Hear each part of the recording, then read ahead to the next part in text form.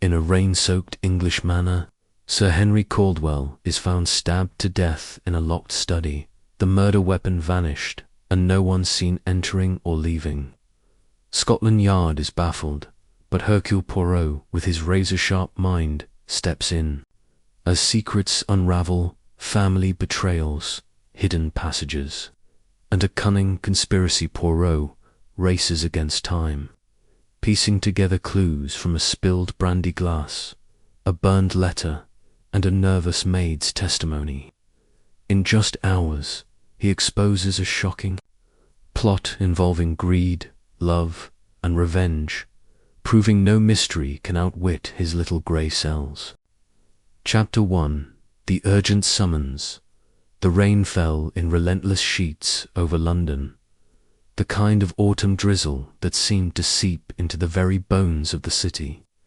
In his modest yet impeccably tidy flat at Whitehaven Mansions, Hercule Poirot sat by the fire, a cup of fragrant tisane cradled in his delicate hands. The clock on the mantelpiece ticked with precise rhythm, its soft chime marking 8:30 in the evening. The room was a sanctuary of order, the furniture polished to a gleam, the books arranged by height on the shelves, and the cushions on the sofa aligned with mathematical precision. Poirot, in his immaculate evening suit, his moustache waxed to perfection, was the very picture of contentment. He had just finished a letter to his old friend Captain Hastings, now settled in Argentina, and was contemplating an early retirement to his bed when a sharp rap at the door shattered the tranquillity. Poirot's green eyes flickered with curiosity. Visitors at this hour were rare, and unannounced ones rarer still. He set down his tisane, adjusted his tie, and called out in his clear, accented voice, "Entrez, s'il vous plaît." The door swung open, and there stood Inspector James Japp of Scotland Yard, his overcoat dripping onto the polished floorboards. His face, usually ruddy with a sort of cheerful determination, was creased with worry, his hat clutched tightly in his hands. Behind him, the dim glow of the hallway light cast long shadows, and the sound of rain pattering against the windows seemed to grow louder. "Poirot, old chap, I'm in a devil of a mess," Japp said, without preamble, stepping inside and shaking. Water from his coat. "I need your help, and I need it now. It's a Kaiser murder, and a queer one at that. Scotland Yard's stumped, and I'm not too proud to admit it." Poirot's eyebrows arched slightly, a faint smile playing at the corners of his lips. "Mon cher Japp, it is not often that Scotland Yard admits defeat so readily. But come, sit, and tell Poirot everything. A tisane, perhaps, to calm the nerves." Japp waved off the offer, though he did take a seat, perching uneasily on the edge of the sofa as if it might bite. "No time for tea, Poirot. I've got a car waiting downstairs, and we need to get to Caldwell Manor in Surrey, quick as you like. Sir Henry Caldwell, big industrialist, pots of money, found dead in his study not 3 hours ago. Stabbed, they say, but the room was locked tight, no weapon to be found, and not a soul seen entering or leaving. It's the kind of thing that'd make your head spin." Poirot leaned forward, his eyes gleaming with that peculiar intensity that always surfaced when a puzzle presented itself. "A locked room, you say, and no weapon. Most intriguing. Tell me, Japp, what makes this case so urgent that you disturb the repose of Hercule Poirot on such a dreary evening?" Japp ran a hand through his thinning hair, his expression grim. "It's not just the locked room, Poirot. Sir Henry was a man with enemies, business rivals, family squabbles, you name it. The press is already sniffing around, and if Scotland Yard doesn't crack this by morning, we'll be the laughingstock of every newspaper from here to Edinburgh. The chief's breathing down my neck, and I've got half a dozen constables trampling over the manor, probably mucking up the evidence as we speak. I need your brain, Poirot. Those little grey cells of yours. You've pulled me out of tighter spots before. Poirot inclined his head, accepting the compliment with the grace of a man accustomed to such praise. Very well, mon ami. But first, you must give me the facts, in order, with method. Who is this Sir Henry Caldwell, and what are the circumstances of his demise? Japp took a deep breath, clearly relieved that Poirot was on board. He settled back slightly, though his fingers still fidgeted with the brim of his hat. Right. Then, Sir Henry Caldwell, 58, made his fortune in steel and railways, owns Caldwell Industries, one of the biggest firms in the north, lives at Caldwell Manor, a grand old pile in Surrey, with his wife, Lady Margaret, and their 2 grown children, Charles and Eleanor. There's also a business partner, a fellow named Grayson, and a guest-an actress, Clara something or Adarsting at the manor. Tonight, around 9 o'clock, the butler found Sir Henry dead in his study, door locked from the inside, windows bolted, and a single stab wound to the chest. No knife, no gun, nothing. The butler swears he heard nothing unusual but a maid. Says she heard a thud around the time of the murder. That's all we've got so far. Poirot's fingers steepled beneath his chin, his mind already turning over the details. A locked room, a single wound, and no weapon. And the time of death, it is confirmed. Near as we can tell, Japp said. The body was still warm when we got there, so it can't have been long before the butler found him. The local doctor's there now, but he's not much use beyond saying the obvious. Stabbed, dead, no struggle, by the look of it, and the family, the guests, they are all present at the manor. Every last one, Japp confirmed. We've got them under watch, but they're a nervy lot. Lady Margaret's in tears. Charles is half drunk. Eleanor's quiet as a mouse. Grayson's pacing like a caged tiger, and that actress Clarishy's putting on a show of grief, but I don't buy it. Something's off, Poirot. I can feel it in my bones.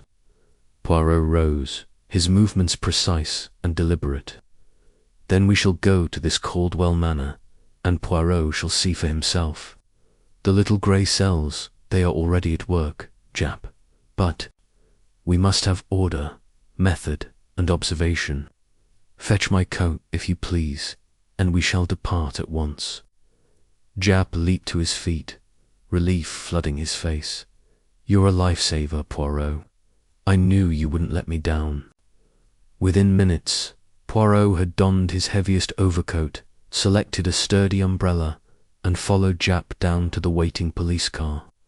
The rain had not relented, and the streets of London glistened under the street lamps, the tyres of the car, hissing as they sped through the night.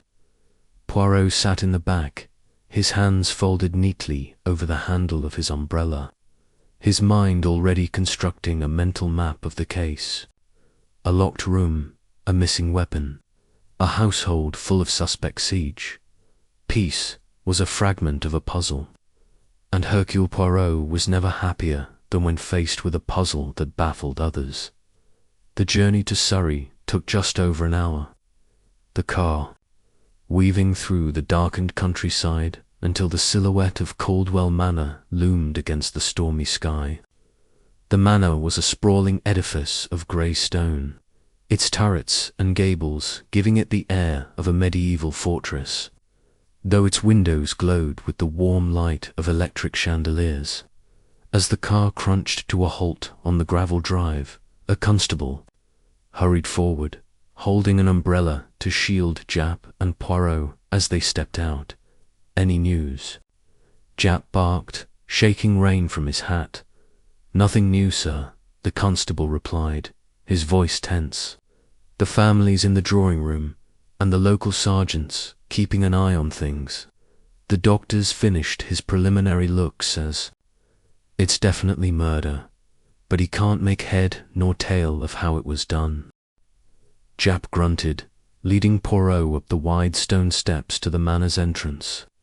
The heavy oak door creaked open, revealing a cavernous hall adorned with portraits of stern-faced ancestors and gleaming suits of armor.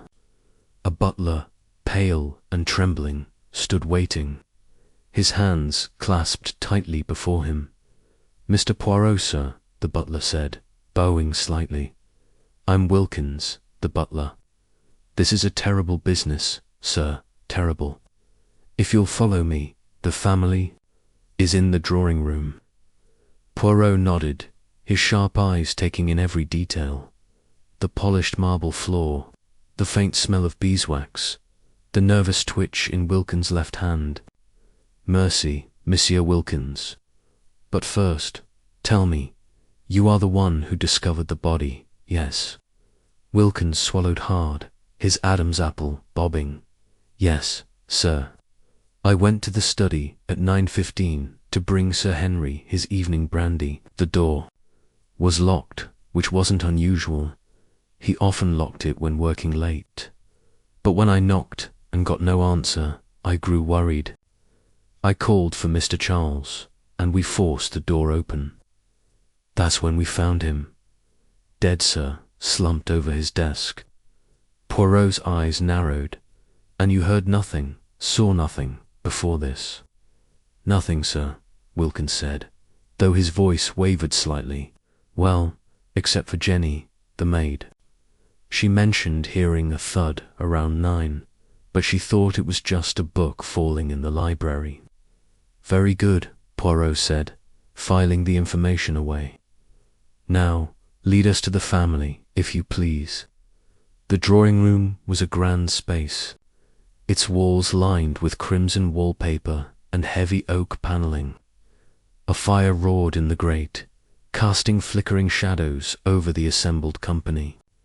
Lady Margaret Caldwell, a handsome woman in her late 40s, sat on a velvet sofa, a handkerchief pressed to her eyes. Her dark hair was streaked with grey, and her silk dress was crumpled as if she had been clutching it in distress. Beside her stood Charles Caldwell, a tall, broad-shouldered man in his 30s, his face flushed and his tie askew. His hands were shoved deep into his pockets, and he swayed slightly. The faint smell of whiskey clinging to him dot across the room. Eleanor Caldwell sat in a high-backed chair, her hands folded in her lap. She was younger than her brother, perhaps 25, with a pale, scholarly face and eyes that seemed to see everything and reveal nothing. Near the fireplace, Mr. Edward Grayson, Sir Henry's business partner, paced restlessly.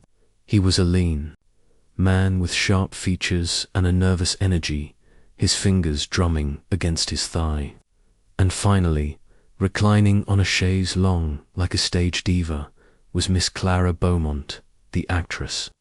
Her golden hair was artfully arranged, her lips painted a vivid red, and her eyes, though red-rimmed, held a calculating glint. Japp cleared his throat, drawing all eyes to him. "This is Hercule Poirot, the finest detective in Europe, if not the world. He's here to get to the bottom of this business, and I expect you all to cooperate fully. Now, who's going to tell us what happened tonight?" Lady Margaret let out a sob, her handkerchief fluttering. "It's too dreadful, Inspector. Henry was. He was everything to us. Who could do such a thing?" Charles snorted, his voice thick with disdain. "Oh, come off it, Mother. Father wasn't exactly a saint, was he? Half the county had a grudge against him." "Charles," Alinor's voice was soft but sharp, cutting through her brother's words. "This is hardly the time." Poirot raised a hand, silencing the room with a single gesture. "Madame et messieurs, I am Hercule Poirot, and I am here to find the truth. But the truth, it requires order and method. I will speak with each of you in turn, and I will examine the scene of this terrible crime. For now, I ask only that you remain here, under the watchful eye of Inspector Japp's men, and that you refrain from discussing the matter among yourselves. The little grey cells, they must work undisturbed. Clara Beaumont sat up, her voice husky and theatrical. Mr. Poirot, surely you don't suspect us? We're all devastated by this tragedy. Poirot's smile was polite but unyielding. Mademoiselle, in a murder, everyone is a suspect until Poirot proves otherwise. Now, Inspector, shall we see this study? Japp nodded, leading Poirot out of the drawing-room and down a long corridor lined with tapestries. The air grew cooler as they approached the west wing, where Sir Henry's study was located. 2 constables stood guard outside a heavy oak door, its lock splintered from being forced open. Japp pushed it aside, revealing a room that was both grand and austere. A massive mahogany desk dominated the space, its surface cluttered with papers. An inkwell and a spilled glass of brandy that had left a dark stain on the blotter. Behind the desk, slumped in a leather chair, was the body of Sir Henry Caldwell. Poirot stepped forward, his eyes sweeping over the scene with the precision of a watchmaker. Sir Henry was a large man, his once imposing frame now lifeless, his head tilted back and his eyes staring blankly at the ceiling. A single wound, clean and deep, pierced his chest, the blood soaking into his white shirt and pooling on the desk. The windows were shut and bolted, their heavy curtains undisturbed. A fireplace smouldered in the corner, its embers casting a faint glow. Poirot's gaze lingered on a half-burned letter among the ashes, its edges charred but a few words still. Legible, mon Dieu, Poirot murmured, crouching to examine the letter without touching it. A clue, perhaps. But we must be careful, Japp. The scene, it must remain untouched until I have seen all. Japp nodded, though his impatience was evident. Right, Poirot, but what do you make of it? No weapon, no way in or out, and yet, here he is, dead as a doornail. Poirot straightened, his moustache twitching as he surveyed the room once more. It is a puzzle, yes, but every puzzle has a solution. The locked room, it is not so impenetrable as it seems. The weapon, it is not gone, it is hidden, or it was never here in the way you think, and the motive, that I suspect, lies in the hearts of those we have just met. Come, Japp, let us return to the drawing-room. There are questions to be asked, and Hercule Poirot will ask them. As they left the study, the rain continued to batter the manor, the wind howling like a chorus of restless spirits. Poirot's mind was alight with possibilities, each detail: the spilled brandy, the burned letter, the nervous maid, the drunken son, fitting into the intricate mosaic of the case. Scotland Yard might be stumped, but Hercule Poirot was only just beginning. Chapter 2. Arrival at Caldwell Manor. The carriage rattled along the darkened lanes, its wheels crunching over the gravel as the faint glow of London receded behind them. Hercule Poirot sat upright, his gloved hands folded neatly over his cane, his sharp eyes fixed on the passing shadows. Beside him, Inspector Japp fidgeted, his broad shoulders hunched as he muttered under his breath about the infernal countryside and its endless, winding roads. The night was cold, with a sharp October bite in the air, and the sky above was a tapestry of stars, unmarred by the city's smog. Poirot, ever the observer, noted the way the moonlight cast long, skeletal shadows from the trees, their branches clawing at the sky as if guarding secrets of their own. Blast it, Poirot, Japp said, breaking the silence. I hope you're as good as they say. This case, it's a right mess. Sir Henry Caldwell, dead in a locked room, not a soul in or out. And Scotland Yard's got nothing but a headache to show for it. His voice carried a mix of frustration and grudging admiration, for he knew Poirot's reputation well. The little Belgian detective had unravelled mysteries that left the Yard's finest scratching their heads, and Jap, though loath to admit it, was banking on that brilliance tonight. Poirot's moustache twitched slightly, a faint smile playing at the corners of his lips. "Mon ami," he said, his voice calm and measured, "you present to me a puzzle, and for that I am grateful. A locked room, you say. Impossible, you say. None. There is no such thing as impossible when one applies order and method. The truth, it is there, waiting for the little grey cells to uncover it." Jap snorted, but there was a flicker of relief in his eyes. "You and your grey cells. Well, you'll see the manner soon enough. Caldwell's place is a beast of a household, sprawling, full of nooks and crannies, gives me the creeps, to be honest." Poirot inclined his head, his curiosity piqued. "A house, it is like a person, Inspector. It has its secrets, its character. We shall learn what Caldwell Manor has to tell us." The carriage slowed as they approached the gates of Caldwell Manor, the ironwork looming like a sentinel in the moonlight. A liveried footman, his face pale and drawn, opened the gates with a creak that echoed through the still night.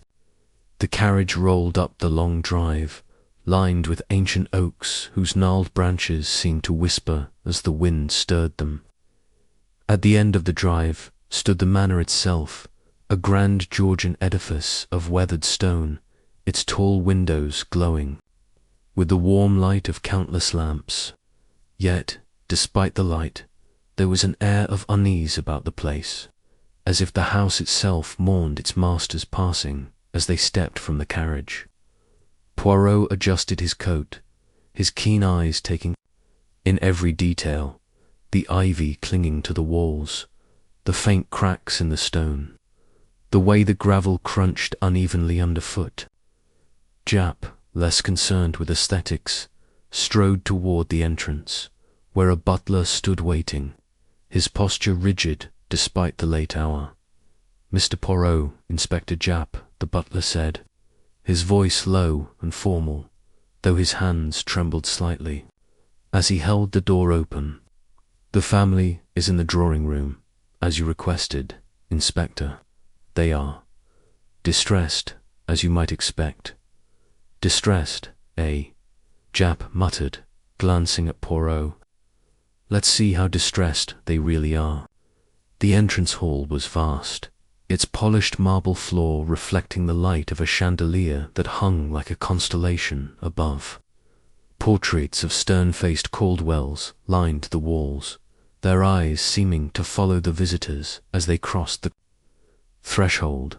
Poirot paused briefly, studying a particularly imposing portrait of a man in Victorian attire, his features bearing a striking resemblance to the late Sir Henry, if Jap's description was accurate.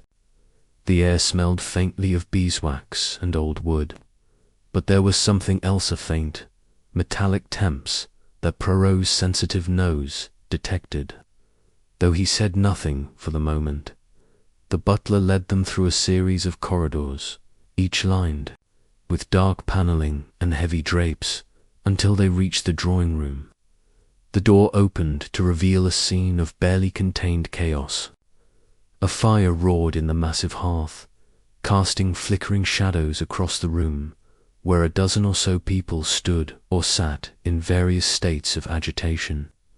Voices overlapped, some sharp with anger, others trembling with grief, and all eyes turned toward Poirot and Jap as they entered. "Inspector Jap." A woman's voice cut through the din, sharp and commanding. Lady Margaret Caldwell, Sir Henry's widow, rose from a backed chair near the fire. She was a striking woman, perhaps in her late 50s, with silver-streaked hair pulled into. a tight chignon and eyes that gleamed with a mix of sorrow and steel. Her black dress, though elegant, was slightly askew, as if she had dressed in haste. "Have you found the monster who did this to my husband? Or are you here to waste more of our time?" Japp bristled, but kept his tone even.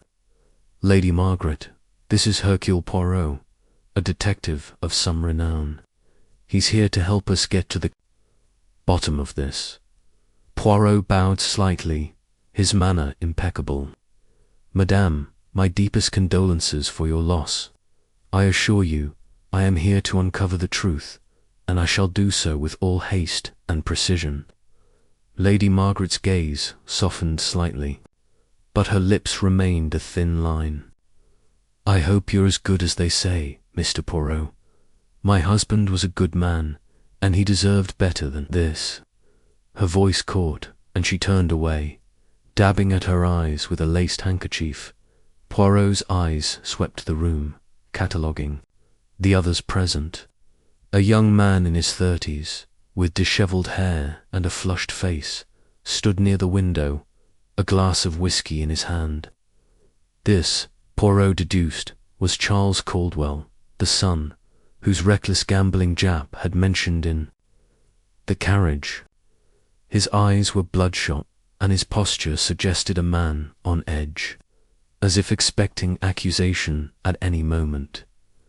Across the room, a young woman sat quietly in a corner, her hands folded in her lap, her face pale and composed.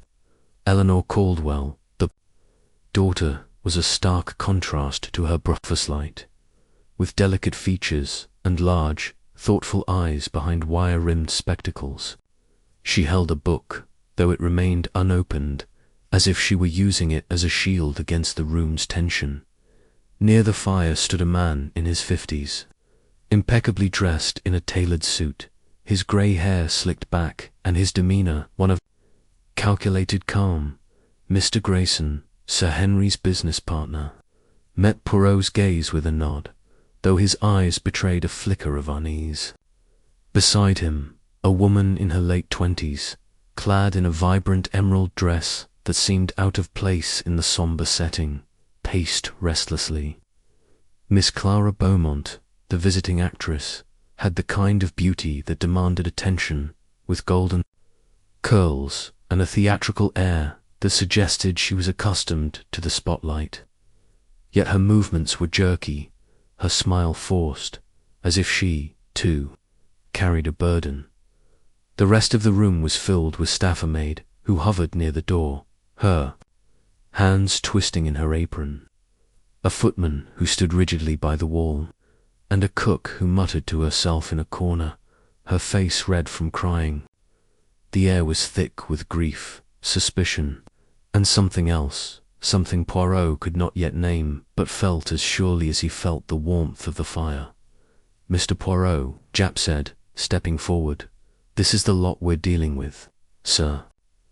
Henry was found dead just after 9 this evening, and no one claims to have seen or heard anything useful.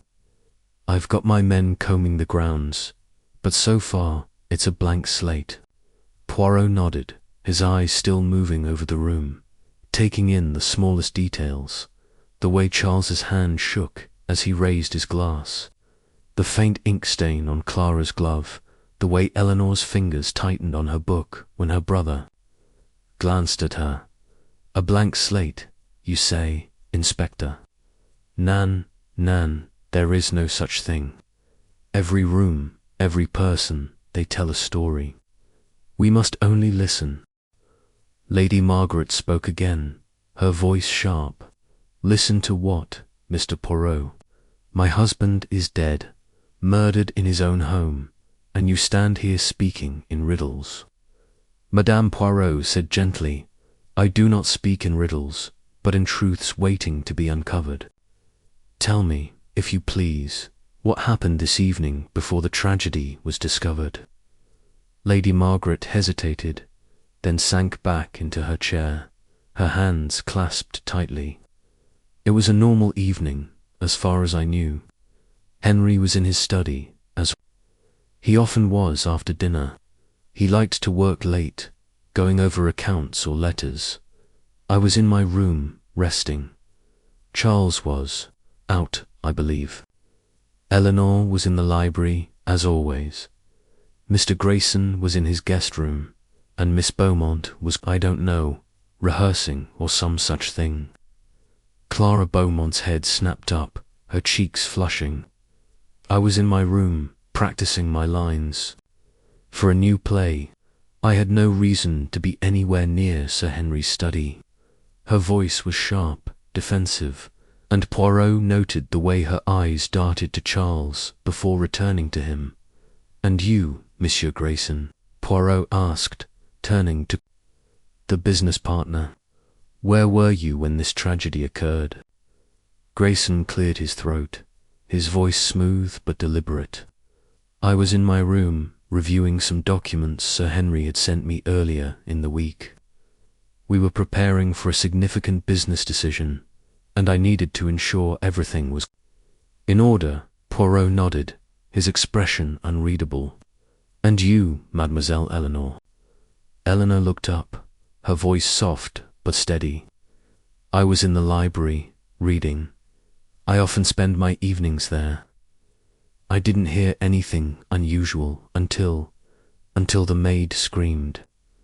The maid, Jenny, flinched at the mention of her name, her hands twisting more frantically in her apron.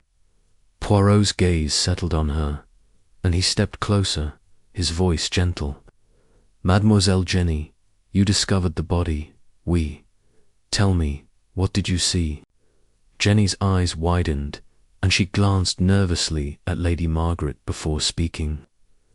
I was bringing Sir Henry his evening tea, sir. He liked it at 9 sharp. I knocked, but there was no answer, so I tried the door. It was locked, but I had a key, you see, for delivering things. When I opened it, her voice broke, and she pressed a hand to her mouth.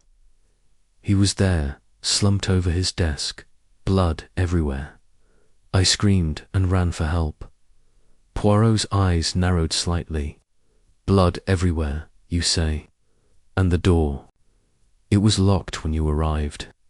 "Yes, sir," Jenny said, nodding vigorously. "Locked tight, I swear it." "Interesting," Poirot murmured, his fingers brushing the brim of his hat. "And the windows, were they also locked?" Jenny nodded again. "Yes, sir, I checked, like the inspector asked. All locked, and the curtains drawn." Japp stepped forward, his impatience evident. "That's what makes this so blasted impossible. No one could have got in or out, and yet Sir Henry's dead with a knife wound to the chest. No knife in sight, either."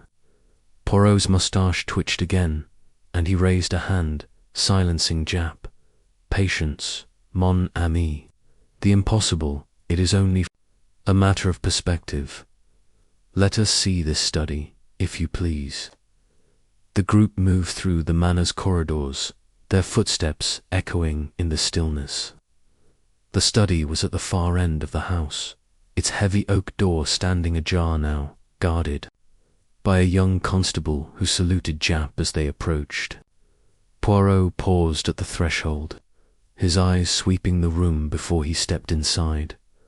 The study was a masculine space, all dark wood and leather, with shelves lined with books and a massive desk dominating the center. Sir Henry Caldwell lay slumped. Over the desk, his head resting on a blotter stained with blood. A single stab wound marred his chest, the blood having soaked into his shirt and pooled beneath him. The room was oppressively silent, save for the faint crackle of a dying fire. In the hearth, Poirot moved carefully, his gloved hands clasped behind his back as he examined the scene. He noted the spilled glass of brandy on the desk, its contents seeping into the wood. A half-burned letter lay in the fireplace, its edges curled and blackened. A peculiar scratch, deep and jagged, marred the desk's polished surface near Sir Henry's hand. Poirot knelt, his eyes narrowing as he studied it. Curious, he murmured, his fingers hovering over the scratch. Very curious indeed. Jap, standing by the door, shifted impatiently. What's curious about it? It's just a scratch. Poirot stood, his expression enigmatic. A scratch, yes, but one that tells a story. Everything in this room, it speaks, Inspector. We must only learn to listen. Lady Margaret, who had followed them to the study, clutched her handkerchief tightly. Please, Mr. Poirot, find who did this. He was everything to us. Poirot turned to her, his eyes softening. Madame, I give you my word, the truth will be found. But I must ask you all to leave me now. The little grey cells, they require solitude to work. Reluctantly, the group dispersed, leaving Poirot alone with Jap and the constable. The detective moved slowly around the room, his eyes darting from the desk to the windows, from the fireplace to the bookshelves. He paused by the window, testing the latch, then moved to the fireplace, retrieving the burned letter with a pair of tongs. The fragments were fragile, but he could make out a few words: betrayal and fortune. His lips pursed thoughtfully. Jap, he said at last, this is no ordinary murder. There is method here, and motive, hidden in the shadows. We shall uncover it, but we must proceed with care. Jap nodded, though his expression was skeptical. Care's all well and good, Poirot, but I need answers, and I need them fast. The yard's breathing down my neck. Poirot smiled faintly. The answers, they will come, mon ami. But first, I must meet these people again, one by one. The truth, it lies in their words, their gestures, their secrets. As they left the study, the manor seemed to close in around them, its walls heavy with the weight of unspoken truths. Poirot's mind was already at work, piecing together the fragments of the puzzle, his little grey cells humming with anticipation.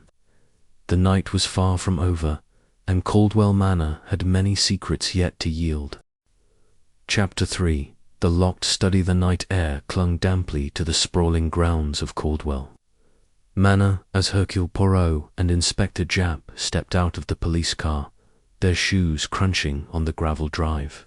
The manor loomed before them, its Gothic silhouette stark against the moonless sky, windows glowing faintly with the nervous energy of a household in disarray.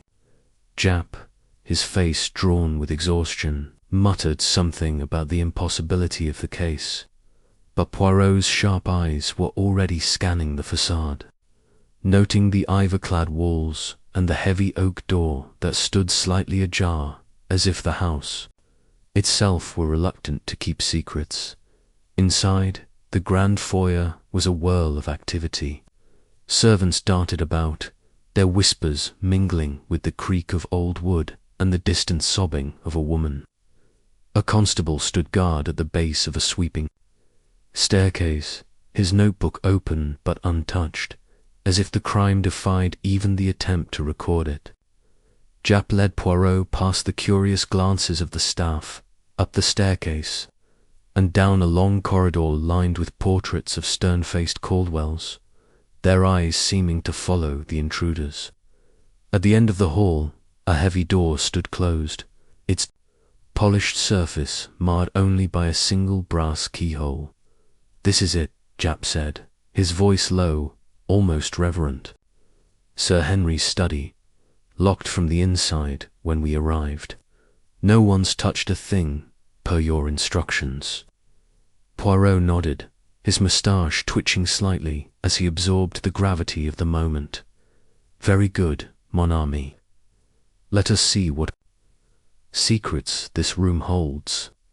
Jap turned the key, which had been left in the lock by the first responders, and pushed the door open with a creak that echoed in the silent corridor. The study was a cavern of oak and leather, its walls lined with bookshelves that reached the ceiling, their spines gleaming in the soft light of a single desk lamp. A massive mahogany desk dominated the center of the room, its surface cluttered with papers, an inkwell, and a crystal decanter half filled with amber liquid. Behind the desk, slumped in a high-backed chair, was Sir Henry Caldwell, his head lolled to one side, his eyes staring blankly at the ceiling, a dark stain spreading across the pristine white of his shirt where a single stab wound had pierced his chest. Poirot stepped forward, his movements deliberate, his eyes darting from detail to detail. The room smelled faintly of brandy, tobacco, and something metallic blood, no doubt. The windows, tall and narrow, were latched tightly, their heavy curtains undisturbed. The door, now open, bore no signs of tampering. The lock was intact, the key still in place. Japp hovered near the entrance, watching as Poirot circled the desk, his gloved hands clasped behind his back. "No weapon," Japp said, breaking the silence. "We've searched every inch. No knife, no dagger, nothing. And the room was sealed door locked, windows latched. It's a proper locked room mystery, Poirot. Scotland Yard's never seen anything like it." Poirot raised an eyebrow, his expression one of mild amusement. "Never, Inspector. Surely you underestimate the ingenuity of the criminal mind. Or perhaps," he added, his voice softening, the simplicity of it. He knelt beside the desk, his eyes narrowing as he examined the body. Sir Henry's hands lay limp, one resting on the desk, the other hanging at his side. The stab wound was precise, a clean thrust to the heart, suggesting a killer with steady hands and no hesitation. Poirot's gaze lingered on the desk itself, where a glass of brandy had tipped over, its contents pooling on the polished wood and dripping onto the Persian rug below. A few papers were scattered, some stained with the spilled liquor, but one detail caught Poirot's attention, a faint scratch, no longer than an inch, etched into the desk's surface near the edge. It was fresh, the wood beneath pale and raw, as if made by something sharp dragged carelessly across it. "Curious," Poirot murmured, tracing the scratch with a gloved finger. He straightened and turned his attention to the fireplace, where a few embers glowed faintly. A pile of ash lay in the grate, the remnants of a letter, its edges blackened but a few fragments still legible. Poirot crouched, using a pair of tongs from the hearth to retrieve a scrap. The word betrayal was scrawled in Sir Henry's precise hand, the ink smudged but unmistakable. Japp peered over his shoulder. "What's that then? A clue?" "Perhaps," Poirot replied, placing the fragment carefully in a small envelope he produced from his pocket. "Or perhaps it is meant to mislead. The truth, it is like a puzzle, Inspector. Each piece must be examined, but not all belong to the picture." Poirot continued his inspection, moving with the precision of a watchmaker. He tested the windows, confirming their latches were secure, and examined the floor for any signs of disturbance. The rug showed no unusual marks, save for the brandy stain, and the bookshelves appeared untouched, their volumes neatly aligned. Yet something nagged at Poirot's mind, a sense that the room was not as it seemed. He tapped the walls lightly, listening for hollow sounds, but found nothing immediately amiss. Japp shifted impatiently. "Well, what do you make of it? We've got a dead man, no weapon, and a room locked tighter than a bank vault. If you've got any theories, I'd love to hear them." Poirot smiled faintly. "Theories, mon ami, are like fine wine, they require time to mature. But I will say this, the locked room, it is not so impenetrable as it seems. The killer, he has left his mark, though he believes himself clever. Japp frowned, clearly unsatisfied. You're saying the killer got in and out, leaving no trace? How? There's no secret passage, no hidden door. We checked. Did you? Poirot's tone was gentle but pointed. The eyes, they see what they expect to see. But the mind of Hercule Poirot, it sees what is hidden. He returned to the desk, his attention drawn again to the spilled brandy. The glass lay on its side, its contents having soaked into a blotter and several papers. Poirot lifted one of the stained sheets, a ledger of some sort, and noted the figures' large sums, transactions dated within the past week. He set it aside and examined the decanter, sniffing its contents. The brandy smelled rich, with a faint undertone he couldn't quite place. He made a mental note to have it tested. Inspector Poirot said, turning to Japp, "You will arrange for this decanter and its contents to be analyzed. There is something unusual." Japp nodded, scribbling a note. "Poison, you think?" "Perhaps," Poirot said noncommittally. "Or perhaps something to make the victim compliant." As Poirot continued his examination, the manor's clock struck midnight, its chimes reverberating through the house. The sound seemed to stir something in Poirot's mind, and he paused, his head tilted as if listening to more than the bells. He crossed to the fireplace again, his eyes scanning the mantel, where a small bronze statuette of a horse stood slightly askew. He adjusted it, then stepped back, his gaze sweeping the room once more. "The study," he said softly, almost to himself, "it is a stage, and the killer has set the scene with care. But no performance is perfect. There is always a flaw."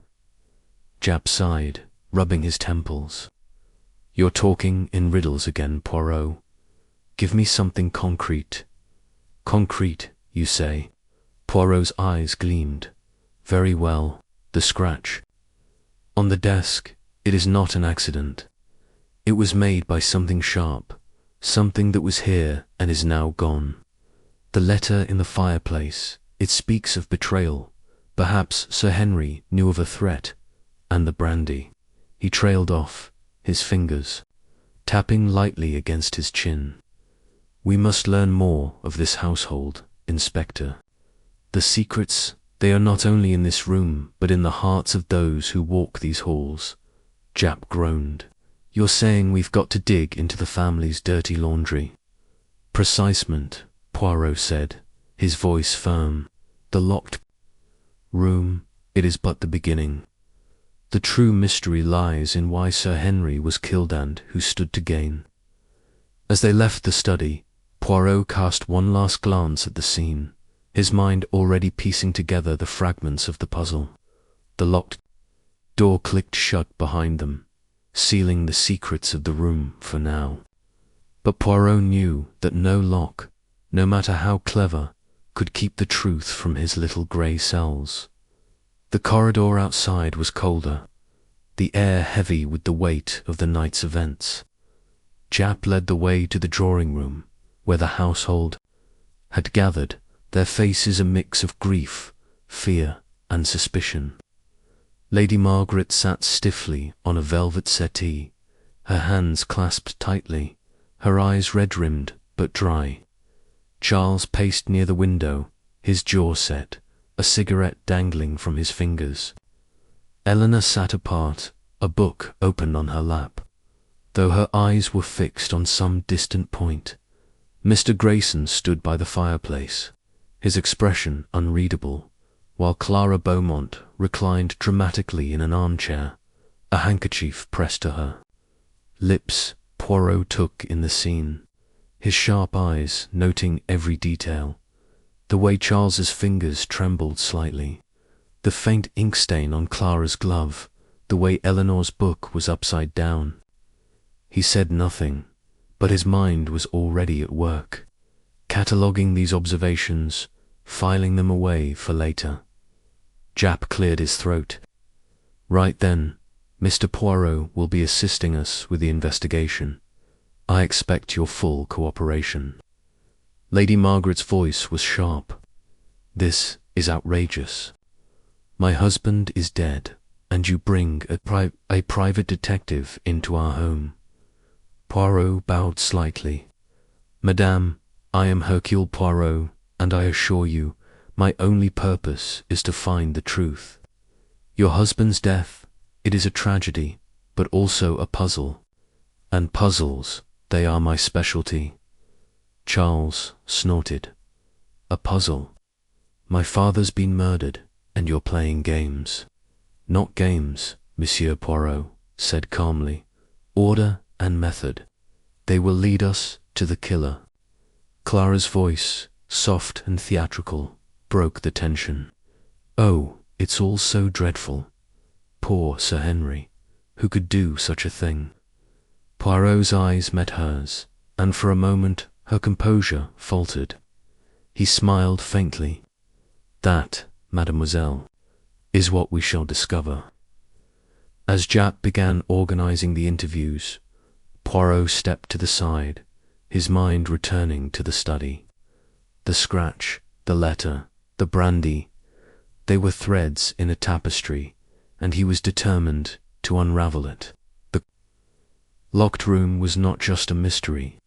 It was a challenge, a gauntlet thrown down by a killer who thought themselves untouchable. But Hercule Poirot was not a man to be outwitted. The night stretched on, and the manor seemed to hold its breath, waiting for the truth to emerge from the shadows. The following hours were a blur of meticulous observation. Poirot returned to the study alone, the constables having been dismissed to guard the perimeter.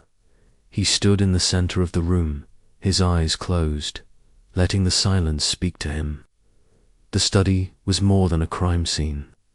It was a story written in the language of details. The spilled brandy suggested haste or carelessness, but the absence of the weapon pointed to calculation. The locked door and windows were a deliberate misdirection, a flourish meant to dazzle and confuse. He reopened his eyes and approached the desk again, this time focusing on the chair. Sir Henry's position was unnatural, his body slumped as if he had been caught unaware. Poirot leaned closer, noting the faint bruising around the man's wrists, barely visible beneath his cuffs. Had he been restrained, however briefly? The idea intrigued him, but there was no time to dwell on it now. He moved to the bookshelves, running his fingers along the spines. The books were a mix of classics, business journals, and obscure treatises on engineering Sir Henry's passion. No doubt, one shelf, however, seemed slightly out of alignment, the books not quite flush with the edge. Poirot pressed gently, testing for movement, but the shelf held firm. Still, he made a note to revisit it later. The manor was old, its walls thick with history, and old houses often hid their secrets in plain sight. The fireplace drew his attention again. The ashes were cold now, but the fragments of the letter nagged at him. He retrieved another piece, this one bearing the words, "My trust."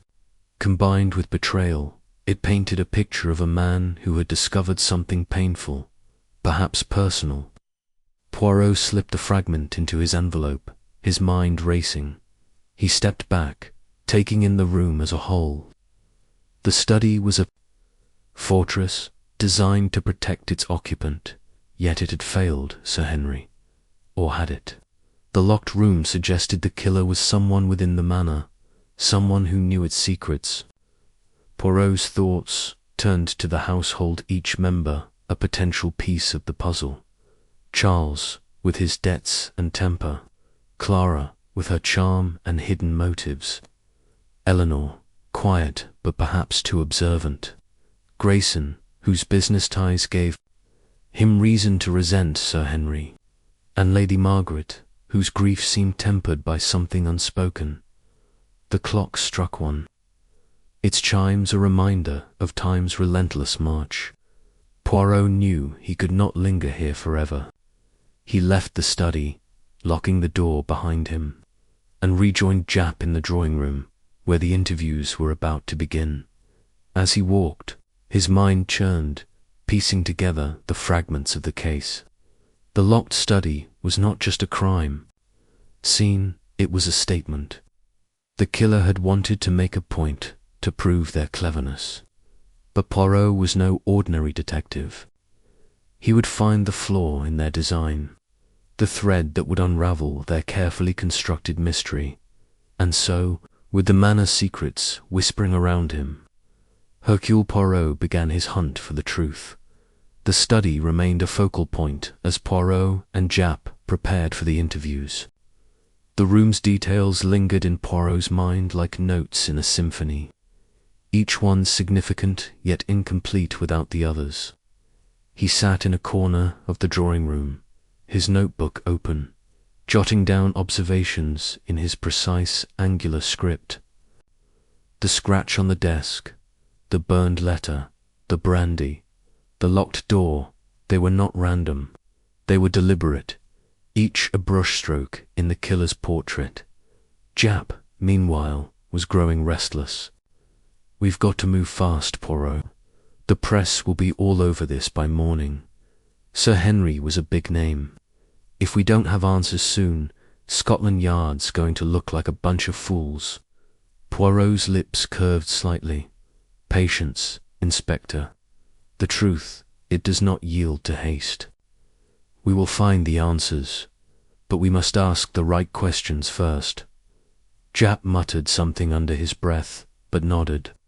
The household was assembled, their faces a gallery of emotions: fear, defiance, sorrow, and something darker, something Poirot could not yet name. He rose, his small frame commanding the room's attention without effort. "Madame et messieurs," he began, his voice clear and steady, "a crime has been committed, a life taken. But the killer, they have made a mistake. They believe the locked room protects them, but it will be their undoing. Hercule Poirot will see to it." The room fell silent, and in that silence, Poirot felt the weight of their secrets. The locked study was only the beginning. The real mystery lay in the hearts and minds of those before him, and he would not rest until he had uncovered every truth, no matter how deeply it was buried. Chapter 4. The First Interviews. The heavy oak door of Caldwell Manor's drawing room creaked as Hercule Poirot stepped inside, his polished shoes clicking softly against the parquet floor. The room, bathed in the dim glow of a chandelier, was a study in opulence. Velvet drapes framed tall windows, and portraits of stern-faced ancestors glared from the walls. Yet the air was thick with unease, as if the very walls held their breath. Inspector Japp followed, his notebook clutched tightly, his face a mixture of frustration and urgency. The household, summoned at Poirot's request, sat in a tense semicircle on plush armchairs and a long, embroidered sofa. Their eyes darted between one another, each person a potential suspect in the murder of Sir Henry Caldwell. Poirot stood at the centre, his small, fastidious frame commanding attention despite his unassuming stature.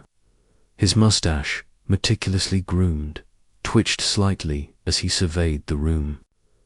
Lady Margaret, Sir Henry's widow, sat rigidly, her black mourning dress a stark contrast to her pale complexion. Her hands, clasped tightly in her lap, betrayed a faint tremble. Charles Caldwell, the son, slouched in his chair, his dishevelled hair and bloodshot eyes suggesting a night of excess rather than grief. Eleanor, the daughter, sat apart, her nose buried in a leather-bound book, though her fingers gripped its edges too tightly for her to be truly reading. Mr. Grayson, Sir Henry's business partner, adjusted his spectacles nervously, his tailored suit slightly creased from the evening's turmoil, and Miss Clara Beaumont, the visiting actress, reclined with practiced grace, her emerald eyes flickering with a guarded intensity. Behind them, the maid Jenny hovered near the door, twisting her apron in her hands. "Madame et messieurs," Poirot began, his voice calm yet piercing. "We are gathered to discuss a tragedy, the murder of Sir Henry Caldwell. It is my task, Hercule Poirot, to uncover the truth, and I assure you, the truth will not remain hidden. Each of you was present in this manor at the time of the crime, and each of you will speak. I ask for honesty, for the smallest detail may unlock this mystery." Japp cleared his throat, stepping forward. "We'll start with simple questions. Where you were, what you saw, what you heard. Let's keep this orderly." His tone was gruff, but Poirot's raised hand silenced him. Nan, Inspector," Poirot said, his eyes gleaming. "It is not merely the answers that matter, but how they are given. The words, the gestures, the hesitations. These are the threads that weave the tapestry of truth. Let us begin with Lady Margaret." Lady Margaret's head snapped up, her lips tightening. "Me? I was in my room, Monsieur Poirot. I retired early after dinner, around 8 o'clock. I heard nothing, saw nothing. He was alive. When I left him in his study," her voice cracked, and she pressed a lace handkerchief to her lips. Poirot noted the slight tremor in her fingers, the way her eyes avoided his, and yet, Poirot said gently, "The study is not far from your room, n'est-ce pas? A sound, perhaps a cry, might have reached you." "I was asleep," she insisted, her voice sharper now. "I took a sedative, my nerves, you see. I heard nothing until the maid screamed and woke the house." Poirot nodded, his expression unreadable. "Merci, Lady Margaret. We will return to you. Monsieur Charles, your turn." "If you please." Charles shifted in his seat, running a hand through his unruly hair. His cravat was loose, his jacket rumpled. "I wasn't even here," he said, his voice carrying a defensive edge. "I was at the Red Lion, the pub in the village. Left after dinner around 7:30, and didn't come back until after 10. Ask anyone there, they'll tell you I was knocking back pints all evening." Poirot tilted his head, his eyes narrowing. "The Red Lion is a lively place, Nan. Many patrons, many witnesses. Yet you were not seen returning until after the murder. A convenient absence, perhaps." Charles's face reddened. "Look here. I didn't kill my father. I was nowhere near the study. I don't even know how to get into that blasted locked room." "Calm yourself," Monsieur Poirot said, his tone soothing but firm. "The truth does not emerge through anger. Tell me, did you and your father part on good terms?" Charles hesitated, his jaw tightening. "We had words. He was always on about my spending, my habits. But that's nothing new. Doesn't mean I'd—" He stopped, swallowing hard. Poirot's gaze lingered on him before shifting to Eleanor. "Mademoiselle Eleanor, you were in the library, oui. A scholar, always with the books. What did you read this evening?" Eleanor closed her book with a soft thud, her eyes meeting Poirot's with a quiet defiance. "I was studying medieval manuscripts. I often spend my evenings in the library. It's peaceful there." "I heard nothing unusual, Monsieur Poirot, and I was nowhere near father's study." Poirot's moustache twitched. "The library is on the same floor as the study, is it not?" A thud, a cry, a footstep, surely something reached your ears. Fingers tightened on the book. I was engrossed. I didn't notice anything until Jenny's scream woke me from my reading. Poirot nodded slowly, his eyes flicking to the book in her hands. A fascinating subject, medieval manuscripts. We will discuss your studies further, mademoiselle. Now, Monsieur Grayson. Grayson adjusted his spectacles, his movements precise but nervous. I was in my guest room, preparing for a meeting tomorrow. Sir Henry and I were discussing a potential sale of the company earlier, but I retired around 8:30. I heard nothing, saw nothing. The first I knew of the tragedy was when the household gathered after the body was found. Poirot's eyes gleamed. A sale of the company, you say? A matter of great importance, no doubt. And yet you heard nothing. From the study, which is not so far from your room. Grayson's lips pressed into a thin line. The walls are thick, monsieur. This is an old house. I was focused on my papers. Been, Poirot said, turning to Clara Beaumont. And you, mademoiselle, the celebrated actress. Where were you when Sir Henry met his fate? Clara's smile was radiant, though her eyes remained guarded. She leaned forward, her silk dress rustling softly. I was in my room, rehearsing lines for my next performance. I'm preparing for a role in Othello Desdemona. You know, it requires focus, so I was quite absorbed. I didn't hear a thing until the commotion downstairs. Poirot's gaze lingered on her, noting the careful modulation of her voice, the practiced ease of her gestures. An actress must be skilled in observation, Nan. Did you observe anything unusual this evening, even a small detail? Clara's smile faltered for a fraction of a second. Nothing, Monsieur Poirot. I was lost in my script. Poirot nodded, then turned to the maid, Jenny, who flinched under his gaze. And you, mademoiselle, the one who discovered the tragedy. Tell me what you saw and heard. Jenny twisted her apron tighter, her voice barely above a whisper. I was tidying the upstairs hall, sir, around 9 o'clock. I heard a thud, like something heavy falling from the direction of the master's study. I thought maybe Sir Henry dropped a book or something, so I didn't think much of it. But later, when I went to check if he needed anything, I knocked, and there was no answer. I tried the door, but it was locked. That's when I called for help, and we found him. Poirot's eyes softened, though his mind was racing.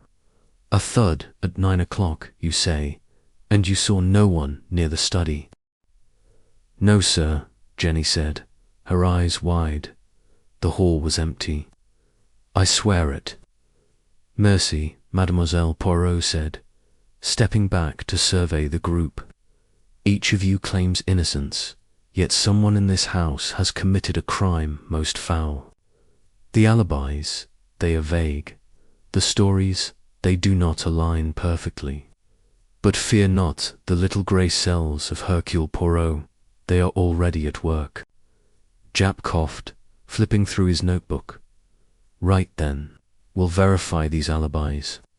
Charles, we'll need names of those at the Red Lion. Eleanor, we'll check the library. And the rest of you, don't go anywhere. Poirot, any thoughts? Poirot raised a finger, his eyes gleaming with quiet intensity. Thoughts, Inspector? Oh, I have many. But for now, I observe.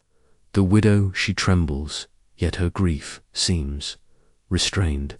The son, he is defensive, his absence convenient.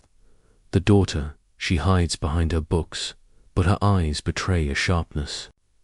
The business partner, he speaks of papers, yet his hands are not those of a man at ease. And the actress, Mademoiselle, your performance is charming, but even the finest actors reveal their truths in time. As for the maid, her fear is genuine, but fear of what? The truth. It is here, in this room, and I will find it. The household shifted uncomfortably, their glances darting between one another. Lady Margaret dabbed at her eyes. Charles scowled. Eleanor clutched her book tighter. Grayson adjusted his spectacles again, and Clara's smile tightened. Jenny looked as though she might bolt from the room. Poirot paced slowly, his hands clasped behind his back. Let us consider the facts. Sir Henry was found in a locked study, stabbed, with no weapon present. The door was locked, the windows secure, yet a murder was committed, and the killer walked among us. I ask myself, why was the room locked? To confuse, to conceal, or perhaps to protect? Each of you has a story, but stories, they are like threads in a tapestry. Pull one, and the pattern unravels. He stopped, turning to face them. I will speak with each of you again, in private. The little details, they will tell me what the grand alibis conceal. For now, I ask you to remain in the manor. Inspector Japp will ensure this is so. Japp nodded, motioning to a constable stationed at the door. Nobody leaves until we've got this sorted. Poirot, where do you want to start? Poirot's eyes flicked to Clara. With Mademoiselle Beaumont, I think. Her room, her script, her solitude, these interest me greatly. Clara's smile didn't waver, but her fingers tightened on the armrest. Of course, Monsieur Poirot, I have nothing to hide. Poirot inclined his head. We shall see, mademoiselle. We shall see. The interviews continued in the quiet of Clara's guest room, a space as theatrical as its occupant. Satin cushions adorned the bed, and a vanity table overflowed with cosmetics and scripts. Clara sat poised, her hands folded gracefully, but Poirot noted the slight tension in her shoulders. You are an actress of some renown. Mademoiselle Beaumont, Poirot began, seating himself opposite her. Your life, it is one of observation, of understanding human nature. Tell me, what did you observe in Sir Henry's household this evening? Clara tilted her head, her eyes narrowing slightly. I observed a family under strain. Sir Henry was difficult. He was charming, of course, but controlling. Lady Margaret seemed weary, Charles resentful, Eleanor distant. Mr. Grayson was polite but guarded. It's a household full of secrets. Monsieur Poirot, but I'm sure you've noticed that already. Poirot's moustache twitched. Indeed. And you, mademoiselle, what is your secret? You were close to Sir Henry Nan. Clara's laugh was light, practiced. Close, I was his. Guest, nothing more. He enjoyed the company of artists, and I enjoyed his hospitality. That's all. Yet there are rumors, Poirot said, his voice soft but probing. Whispers that Sir Henry's interest in you was more than artistic. Clara's eyes flashed, but her smile remained. Rumors are the currency of my profession, monsieur. Poirot, people love to talk. Sir Henry was a generous host, nothing more. Poirot leaned forward, his gaze piercing. And the ink on your gloves, mademoiselle. A recent letter, perhaps, one you did not mention. Clara's hand twitched, but she recovered quickly, laughing. Ink, oh, I'm always scribbling notes for my roles. Scripts, you know, endless revisions.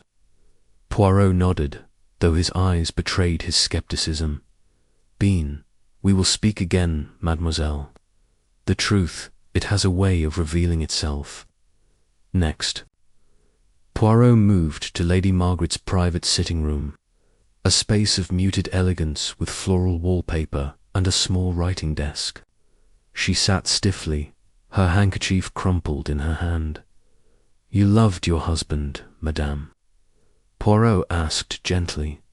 Lady Margaret's eyes filled with tears, but they did not fall. Of course, Henry was, demanding, but he provided for us. This manner, our life it was all his doing. And yet, Poirot said, there was tension, Nan, between Sir Henry and Charles, perhaps, or with others. Lady Margaret hesitated. Charles and Henry clashed often. Charles is reckless. Henry wanted him to take responsibility, to join the business. Charles refused. But he's no killer, Monsieur Poirot. He's my son. Poirot nodded. And the others? Mademoiselle Beaumont, for instance. Lady Margaret's lips tightened.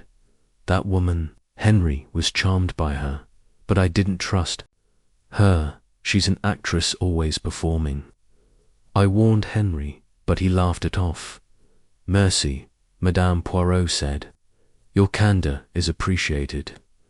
In the library, Eleanor sat, surrounded by towering bookshelves, her expression guarded. Poirot noted the book on her lap, Medieval Poisons and Their Uses. His eyebrow rose slightly. A curious choice of reading. Mademoiselle, he said. Eleanor's cheeks flushed. It's for my studies. I'm writing a paper on medieval toxicology. It's academic, nothing more. Poirot's eyes scanned the room, landing on a bookshelf with a faint seam in the wood. The library, it is a place of secrets, Nan. Perhaps even secret passages. Eleanor's eyes widened briefly. I wouldn't know. I just read here. Poirot smiled faintly. Of course. We will speak again, mademoiselle. Grayson's guest room was stark, with only a briefcase and a few papers on the desk. He stood as Poirot entered, his movements stiff. You and Sir Henry were close, Monsieur Grayson? Poirot asked. Grayson nodded. Partners for 20 years. He trusted me with the business, though we disagreed. On the sale? He wanted to sell. I thought we could recover. And this sale, Poirot said, it would affect others.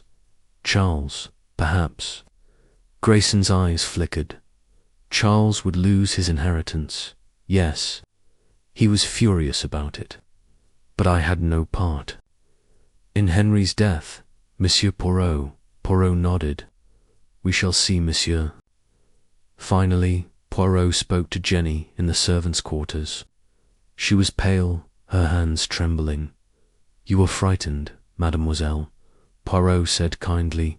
Why? Jenny's eyes darted to the door. I don't know, sir. It's just this house. It's full of secrets.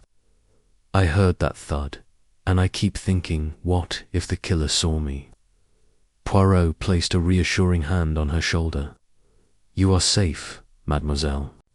But tell me, this thud, exactly where did it come from? Jenny swallowed. The study, I think, down the hall. But I didn't see anyone, I swear.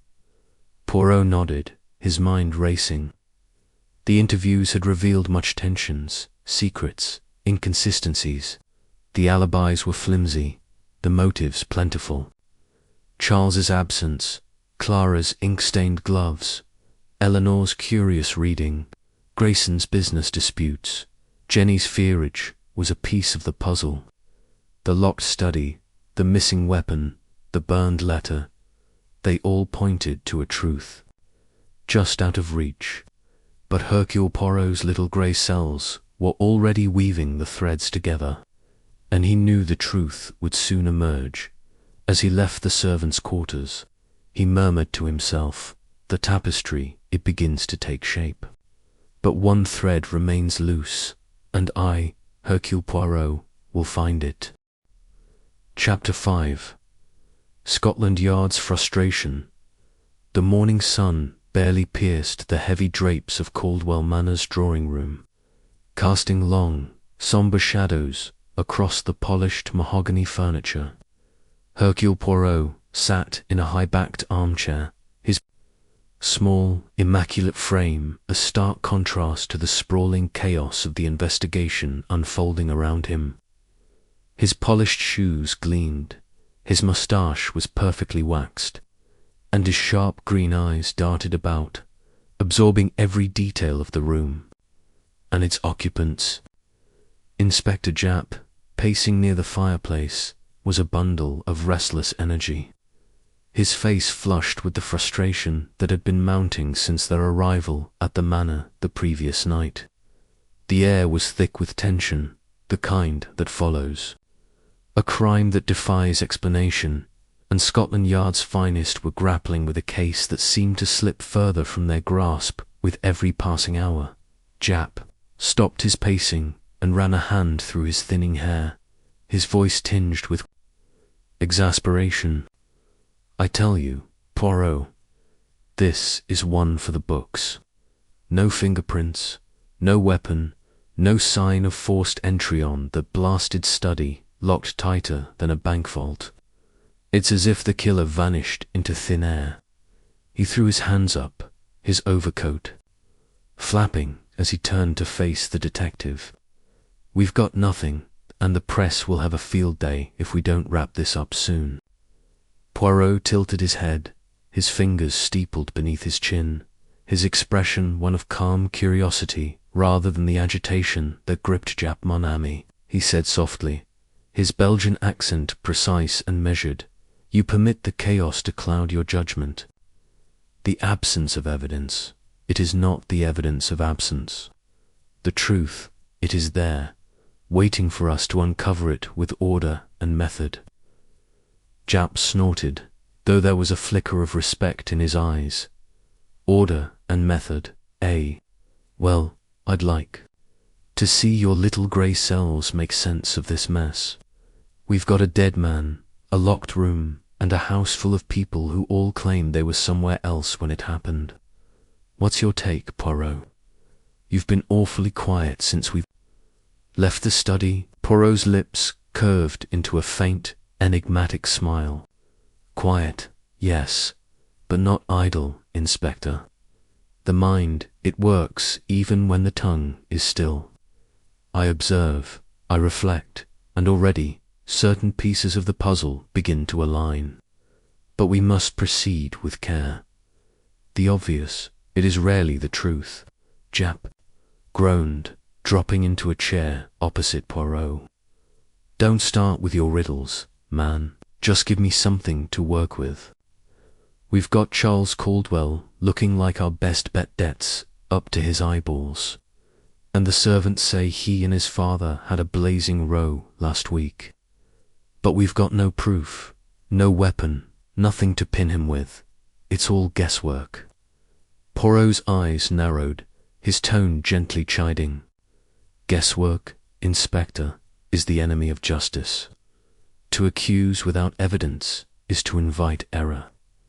Charles, he is a possibility, yes, but we must consider all possibilities. Tell me, what has Scotland Yard discovered thus far? Lay out the facts." "If you please," Japp sighed, pulling a small notebook from his pocket and flipping it open. He leaned forward, his voice lowering as if the walls themselves might be listening. "Right, here's what we've got. Sir Henry Caldwell, found dead at approximately 9 p.m. last night, based on the maid Jenny's report of hearing a thud. Single stab wound to the chest, clean and precise, no defensive wounds. The study was locked from the inside door, bolted, windows latched, no sign of tampering. No fingerprints on the door, windows, or desk, except Sir Henry's own. No murder. Weapon found, despite a preliminary search of the room. The brandy glass on the desk was knocked over, contents spilled, but the decanter and other glasses were untouched. We've got the half-burned letter in the fireplace, but it's too charred to read much beyond a few words, and that's it. Nothing else out of place, no signs of a struggle." Poirot nodded slowly, his fingers tapping lightly on the armrest. "And the household? You have spoken to them all?" "As much as we could last night," Japp replied. "It was late, and half of them were too shaken to give clear answers. Lady Margaret says she was in her bedroom, reading. Charles claims he was at the Red Lion pub in the village until nearly 10 p.m. Eleanor. The daughter says she was in the library, buried in some book. Grayson, the business partner, was in his guest room, writing letters. And that actress, Clara. Beaumont says she was in her room, practicing her lines. The servants' maids, butler, cookle, say they were in their quarters or the kitchen. Except for Jenny, who heard the thud while passing the study. Nobody saw anything suspicious, or so they claim. Poirot's eyes gleamed with interest. And yet, Inspector, someone is not truthful. A man does not die in a locked room by accident. The killer, he was present, and he left behind traces. However small, we must find them. Japp leaned back, rubbing his temples. That's the problem, Poirot. We've searched the study top to bottom. Nothing. Not a hair, not a fibre, not a speck of blood, except what was on Sir Henry himself. The lads from Scotland Yard are tearing their hair out. We've got men combing the grounds now, but I'm not holding my breath. If the weapon's gone, it's either hidden well or the killer took it with them. Poirot's gaze drifted to the fireplace, where embers from the previous night still smouldered. The weapon, it is a key, yes, but not the only one. Tell me, Inspector, have you considered the brandy? Japp blinked. The brandy, what about it? It was spilled, probably when Sir Henry collapsed. Perhaps, Poirot said, his voice soft but pointed. Or perhaps it was spilled deliberately. To conceal something. The glass, it was not tested. Japp frowned. Tested? For what? It's just brandy. We didn't think it was worth sending to the lab knot when we've got a stab wound to deal with. Poirot's moustache twitched, a sign of mild disapproval. Everything, Inspector, is worth consideration. The smallest detail, it may hold the secret to the whole. I suggest you have the glass and its contents analyzed. There may be more too. This brandy than meets the eye. Japp scribbled a note, though his expression remained skeptical. Fine, I'll have it sent to the lab. But I'm telling you, Poirot, we're grasping at straws here.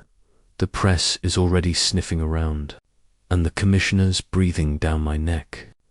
They want answers, and we've got none. If we don't crack this soon, it'll be a black mark on Scotland Yard. Poirot rose from his chair, adjusting his lapels with meticulous care. Patience, mon ami. The truth, it does not yield to pressure. It reveals itself only when we approach with clarity and precision. Now, I would like to see a list of everyone who was in the manor last night, family, guests, servants, all. Their names, their roles, and their alibis, however vague. Japp nodded, flipping through his notebook. I've got most of it here. I'll have one of the constables type up a proper list for you. But what are you thinking, Poirot? You've got that look in your eye, like you're already 10 steps ahead. Poirot's smile was enigmatic. I think, Inspector, that this case is not so impossible as it seems. The locked room, it is a trick, a deception to distract us. The killer wishes us to believe in the impossible, but Hercule Poirot, he does not believe in such things. There is always a solution, and I will find it. Japp shook his head, a mix of admiration and exasperation in his expression. You're a queer one, Poirot, but I'll give you this. You've got a knack for pulling rabbits out of hats. Just don't take too long. The longer this drags on, the worse it looks for us. As Japp stood to coordinate with his team, Poirot's gaze returned to the room, his mind already sifting through the details. The spilled brandy, the half-burned letter, the scratch on the desk each was a thread in the tapestry of the crime, and he was determined to unravel it. He thought of Charles, the reckless son with debts and a temper, and of Clara, the actress whose charm concealed something more. He thought of Lady Margaret's composed grief, Eleanor's quiet intensity, and Grayson's guarded demeanour. Each had a story, and one of those stories was a lie. The drawing-room door opened, and a young constable entered, carrying a tray of tea. Poirot watched as the constable set it down, noting the slight tremble in his hands. Nervousness, perhaps, or simply the weight of the manor's oppressive atmosphere. Poirot's eyes flicked to the trayer, silver teapot, cups, and a small bowl of sugar cubes. He frowned slightly, his mind catching on a detail he couldn't yet place. It was a fleeting thought, but he filed it away, trusting his instincts. "Inspector," Poirot said suddenly, turning to Jap, "you mentioned the servants. Have they all been questioned thoroughly? The butler, the maids, the cookage must be examined, not merely accepted at their word." Jap raised an eyebrow. "The servants, they're shaken up, but they seem straight enough. The butler, Mr. Hawkins, has been with the family for 20 years. Loyal as they come. The maids are young, scared out of their wits. The cook was in the kitchen all evening, says she didn't hear a thing except the usual household noises. You think one of them's mixed up in this? I think, Inspector, that we must leave no stone unturned. The servants, they see and hear much that goes unnoticed. They may hold a key without realizing it. I would like to speak with this Jenny, the maid who heard the thud. Her account, it is precise in its timing, and that interests me." Jap nodded, making another note. "Right, I'll have her brought in, but I'm warning you, Poirot, she's a timid thing. Don't scare her off with your questions." Poirot's smile was almost imperceptible. "Fear not, Inspector. Hercule Poirot, he knows how to coax the truth from even the most reluctant witness." As Jap left to fetch the maid, Poirot paced slowly round the drawing-room, his eyes scanning the ornate wallpaper, the heavy curtains, the portraits of stern-faced Caldwell ancestors staring down from the walls. The manor itself seemed to hold secrets, its ancient stones whispering of hidden truths. He paused by a side table, where a small vase of wilting roses stood. The petals were drooping, neglected in the chaos of the previous night. Poirot reached out, touching one delicately, his mind racing. The door opened again, and Jenny, the young maid, entered, her eyes wide and her hands twisting nervously in her apron. She was barely 20, with pale cheeks and a slight frame that seemed to shrink under Poirot's gaze. Jap followed, giving her a reassuring nod. "Miss Jenny," Poirot began, his voice gentle but firm, "you have nothing to fear from me. I wish only to understand what you heard last night. Tell me, if you please, of this thud you mentioned. Where were you, and what exactly did you hear?" Jenny swallowed hard, her voice barely above a whisper. "I was in the hallway, sir, just outside the study. I was carrying linens to the guest rooms. It was about 9 p.m., maybe a bit before. I heard a thud, like something heavy falling, from inside the study. I thought maybe Sir Henry had dropped something, so I didn't think much of it at first, but then I heard nothing else, and it felt wrong, somehow." Poirot's eyes gleamed with interest. "Wrong, you say? How so?" Jenny hesitated, glancing at Jap as if for permission. "It was too quiet, sir. The manor's always got some noise-creaking floors, voices, something. But after the thud, it was like the whole house held its breath. I didn't see anyone near the study, and I didn't hear the door or windows. I just went on with my work."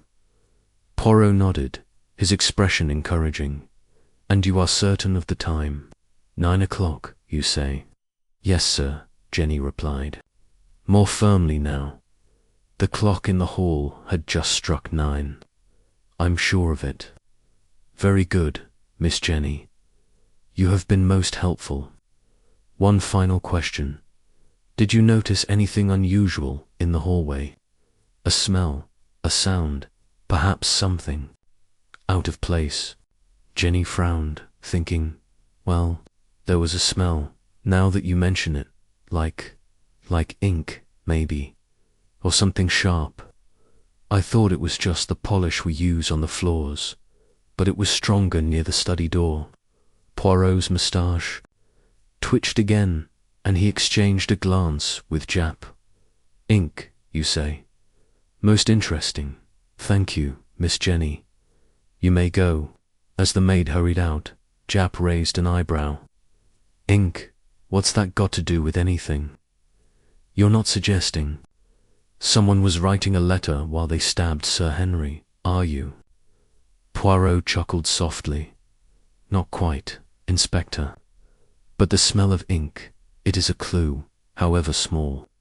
It connects, perhaps, to the burned letter, or to something else we have yet to discover.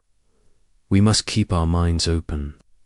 Jap shook his head, clearly struggling to keep up with Poirot's train of thought. "You're seeing things I don't, Poirot. But I'll trust you for now. What's next?" "Next," Poirot said, his voice firm, "we return to the study. There is more to learn from that room, I am certain. And then I wish to speak with each member of the household again. Their alibis, they must be tested, their stories probed. The truth, it is close, Inspector. We need only reach for it." As they left the drawing room, the weight of the case pressed heavily on Jap's shoulders. But Poirot moved with a quiet confidence, his mind already piecing together the fragments of the mystery, the locked study, the spilled brandy, the burned letter, the scratch on the desk, and now the faint smell of inkle were threads in a web of deception. And Hercule Poirot was determined to untangle it before the day was done. The manners. Corridors were dim, the air heavy with the scent of old wood and wax. As they approached the study, Poirot's steps slowed, his eyes scanning the floor, the walls, the doorframe. He paused, crouching to examine a faint scuff mark on the polished floor just outside the study. It was barely noticeable, a slight smudge that could have been made by a shoe or a careless foot. Jap didn't even glance at it, but Poirot's lips curved into a satisfied smile. "A small thing, Inspector," he murmured. "But even the smallest mark can lead us to the truth." Jap sighed, his patience wearing thin.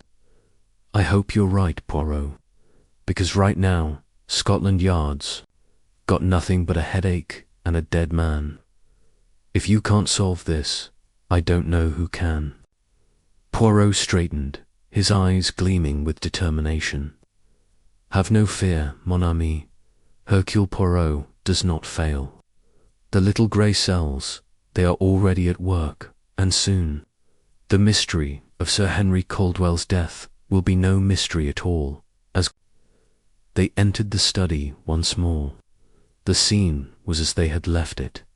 Sir Henry's body had been removed, but the desk, the spilled brandy, and the charred remnants of the letter remained. Poirot moved to the desk, his fingers brushing lightly over the scratch he had noticed earlier. It was shallow, barely a nick in the polished wood, but its shape intrigued him. He leaned closer, his eyes narrowing as he traced its outline. "Inspector," he said suddenly, "this scratch is not random. It has a purpose. I believe it was made by the murder weapon, perhaps as it was placed or removed. We must find this weapon, and we must find it soon. Japp nodded, though his expression was weary. We've searched Poirot, if it's here. It's hidden better than anything I've ever seen. Then we must look again, Poirot said firmly. And we must look with new eyes. The killer, he is clever, but he is not infallible. There is always a mistake, always a trace. We will find it. As the morning wore on, the investigation continued, with Poirot's relentless curiosity driving them forward. Scotland Yard's frustration was palpable, but Poirot's calm assurance offered a glimmer of hope. The truth was out there, hidden in the details, and Hercule Poirot was determined to bring it to light. Chapter 6. The Hidden Motive. The morning sun filtered through the heavy drapes of Caldwell Manor, casting long, slanted rays across the oak-panelled dining room where Hercule Poirot sat, a delicate porcelain teacup cradled in his hands. The aroma of Earl Grey mingled with the faint scent of polished wood and the lingering tension that hung over the household like a storm cloud. Breakfast had been served, but the plates of the gathered family and guests remained largely untouched. The death of Sir Henry Caldwell had robbed the manor of its appetite, and Poirot's keen eyes observed the strained faces around the table. Lady Margaret, pale and composed, her fingers twisting a lace handkerchief. Charles, slouched and sullen, nursing a glass of water with a trembling hand. Eleanor, her nose buried in a book, as if to shield herself from the chaos. Mr. Grayson, Sir Henry's business partner, staring blankly at his untouched toast, and Miss Clara Beaumont, the actress, whose radiant beauty seemed dimmed by the weight of the previous night's events. Poirot sipped his tea, his moustache twitching slightly as he considered the puzzle before him. The locked study, the absent murder weapon, the single stab wound detail was a thread in a tapestry that, when woven together, would reveal the truth. But it was not the physical clues alone that intrigued him. It was the human element, the motives hidden beneath polite smiles and guarded words. The heart, Poirot mused silently, it betrays what the lips conceal. And so, he had resolved to spend this morning probing deeper, not into the study's locked door, but into the locked hearts of those within the manor. Inspector Japp, seated across from Poirot, cleared his throat, breaking the oppressive silence. Well, Poirot, you've seen the scene, you've heard the alibis. What do you make of it? Scotland Yard's at a dead end, and the press is already sniffing around, calling this the Caldwell conundrum. We need answers, and fast. Poirot set his teacup down with deliberate care, his movements precise. Mon ami, the answers, they are here, in this very room, but they are not found in haste. The truth, it is like a fine wine, it requires time to breathe. Tell me, what do you know of Sir Henry's life beyond these walls? His business, his alliances, his enemies? Japp frowned, pulling a small notebook from his coat pocket. Well, Sir Henry was no saint, that's for sure. Wealthy, yes, but his empire was built on ruthless deals. Caldwell Industries, shipping, a bit of real estate made him a fortune, but he stepped on plenty of toes to get there. Lately, though, there's been talk of trouble. Orders drying up, competitors circling. I heard from one of my men that he was planning something big, but no one knows what. Poirot's eyes gleamed. Something big, you say? And who would know of this, Inspector? A man does not plan in a vacuum. Japp shrugged. Grayson, the obvious one, been his partner for years. If anyone knew Sir Henry's plans, it'd be him. But he's been tight-lipped. Says it's all speculation. Poirot nodded, his gaze drifting to Grayson, who sat rigidly at the table's far end. The man's face was a mask of neutrality, but his knuckles were white as he gripped his fork. Then we shall begin with Monsieur Grayson, Poirot said softly. But first, let us observe the family. The heart of a man's life. It is often closest to his home. The dining room doors swung open, and a maid Jenny Poirot, recalled, entered with a fresh pot of tea. Her hands trembled slightly as she poured, and Poirot noted the way her eyes darted nervously toward Charles. The young man, oblivious, was staring out the window, his jaw tight.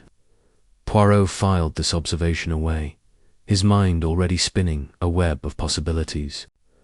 Jenny's fear, Charles's agitation, the silence of the others each was a clue, a whisper of the truth. After breakfast, Poirot requested a private meeting with Grayson in the Manor's library, a cavernous room lined with leather-bound volumes and dominated by a massive fireplace. Grayson, a tall man with thinning hair and a perpetually furrowed brow, stood by the window, his hands clasped behind his back. "Mr. Poirot," he began, his voice clipped, "I don't see what more I can tell you. Sir Henry was my partner." "Yes, but I was in my room all evening. I heard nothing, saw nothing." Poirot settled into a high-backed chair, his hands folded neatly over his waistcoat. "Monsieur Grayson, let us dispense with the formalities. Sir Henry, he was a man of ambition, n'est-ce pas? And ambition, it breeds both allies and enemies. Tell me of his recent plans. Inspector Japp speaks of something big. What was it?" Grayson hesitated, his eyes flickering toward the door as if expecting an interruption. "It's true," he said at last. "Sir Henry was planning to sell Caldwell Industries. The company's been struggling, bad investments, rising costs. He'd received an offer from a consortium in Manchester.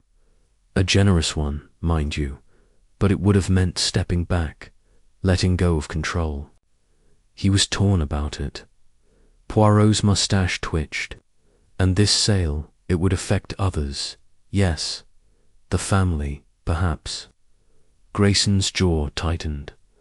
"Charles, especially. Sir Henry's son, he's got a taste for gambling, you see. Run up. Debts all over London." Sir Henry was furious, threatened to cut him off. If the company was sold, Charles's inheritance would have been a fraction of what he expected.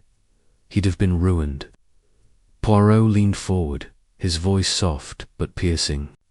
"And you, Monsieur Grayson, what did this sale mean for you?" Grayson's face reddened. "I stood to lose as much as anyone. My shares, my position, everything tied to Caldwell Industries. But I didn't kill him, if that's what you're implying. I was in my room, as I said." Poirot nodded, his expression unreadable. "Of course, monsieur. But tell me, did Sir Henry confide in you about other matters? A letter, perhaps, that he wrote or received?" Grayson's eyes narrowed. "A letter? No, nothing like that. Why do you ask?" Poirot waved a hand dismissively. "A trifle, perhaps. Merci, Monsieur Grayson.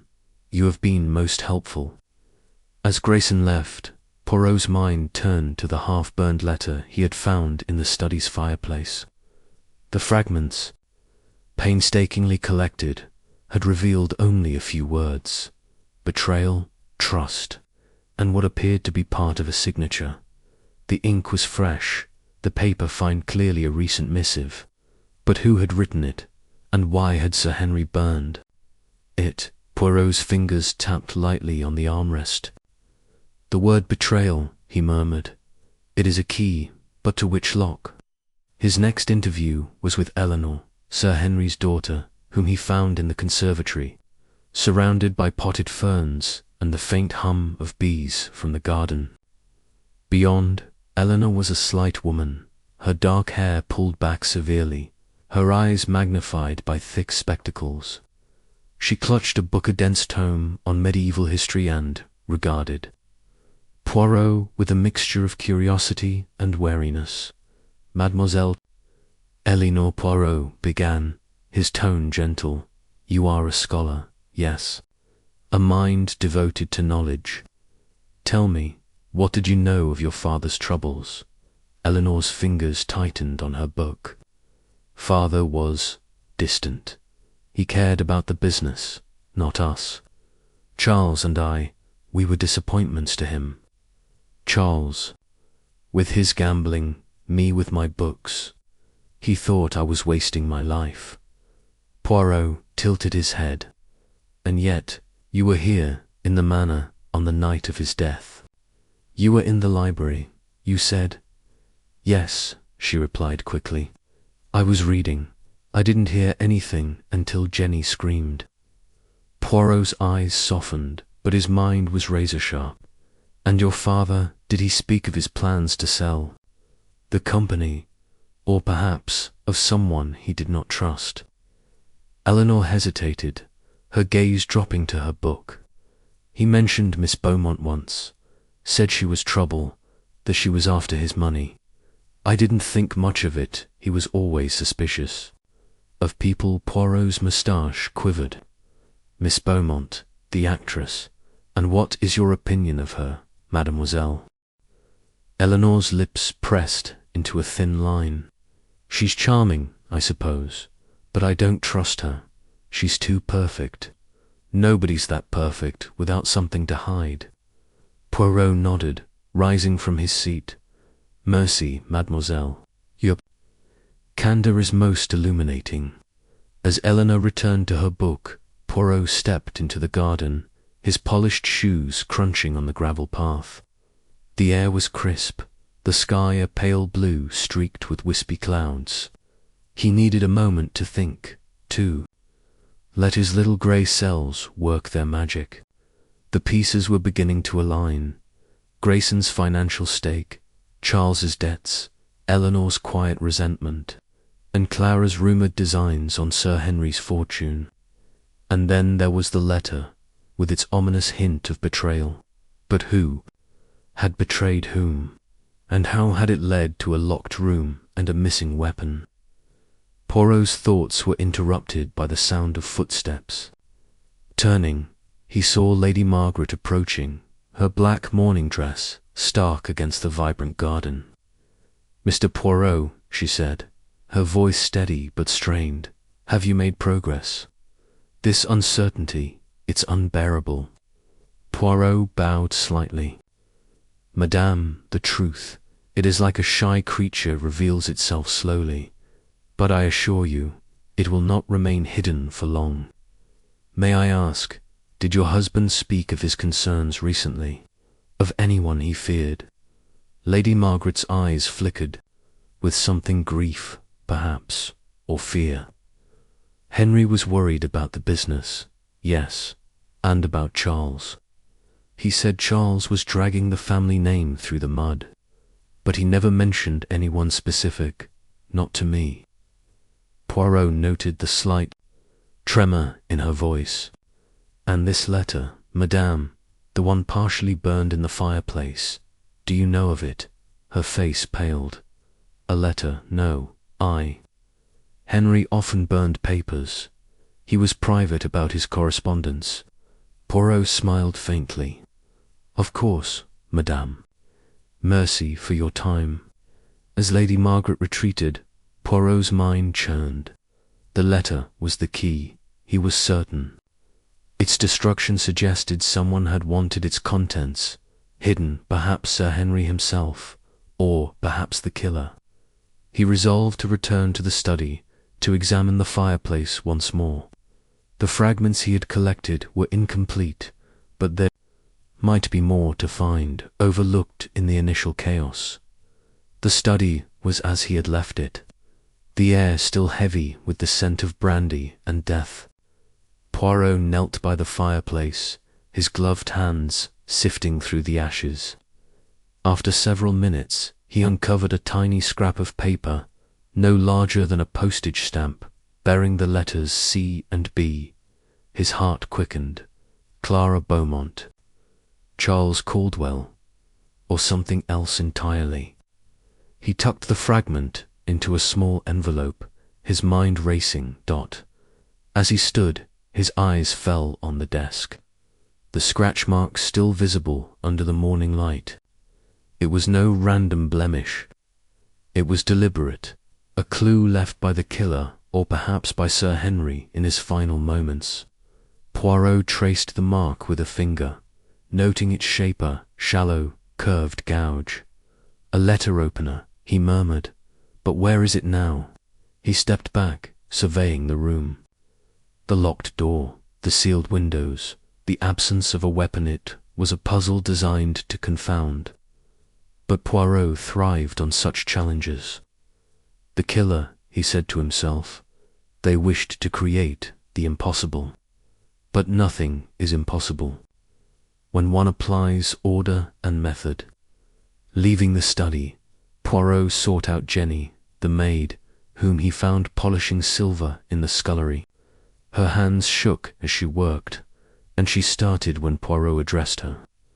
"Mademoiselle Jenny," he said kindly, "you are nervous, yes, but there is no need to fear Hercule Poirot.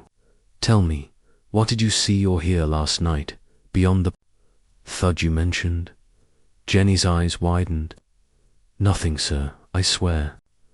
I was in the kitchen, then I heard the thud, and I ran to the study, but the door was locked. I called for Mr. Grayson, and he came, but we couldn't get in until Mr. Charles broke the door down." Poirot nodded, his gaze steady.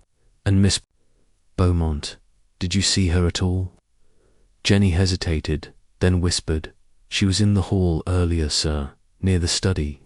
She said she was looking for her shawl, but she seemed nervous, like she was waiting for something." Poirot's eyes gleamed. "Merci, Jenny. You have been most helpful." As he left the scullery, Poirot's mind was a whirlwind of connections.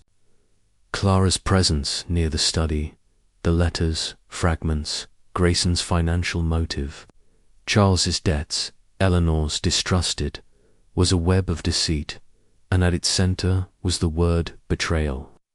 He suspected a conspiracy, a collaboration, between two or more parties, each with their own reasons to want Sir Henry dead. But the locked room remained the greatest enigma. How had the killer entered and exited without leaving a trace? By midday, Poirot had interviewed the remaining staffer, butler, a cook, and a gardener, all of whom offered little beyond confirmation of the household's routines.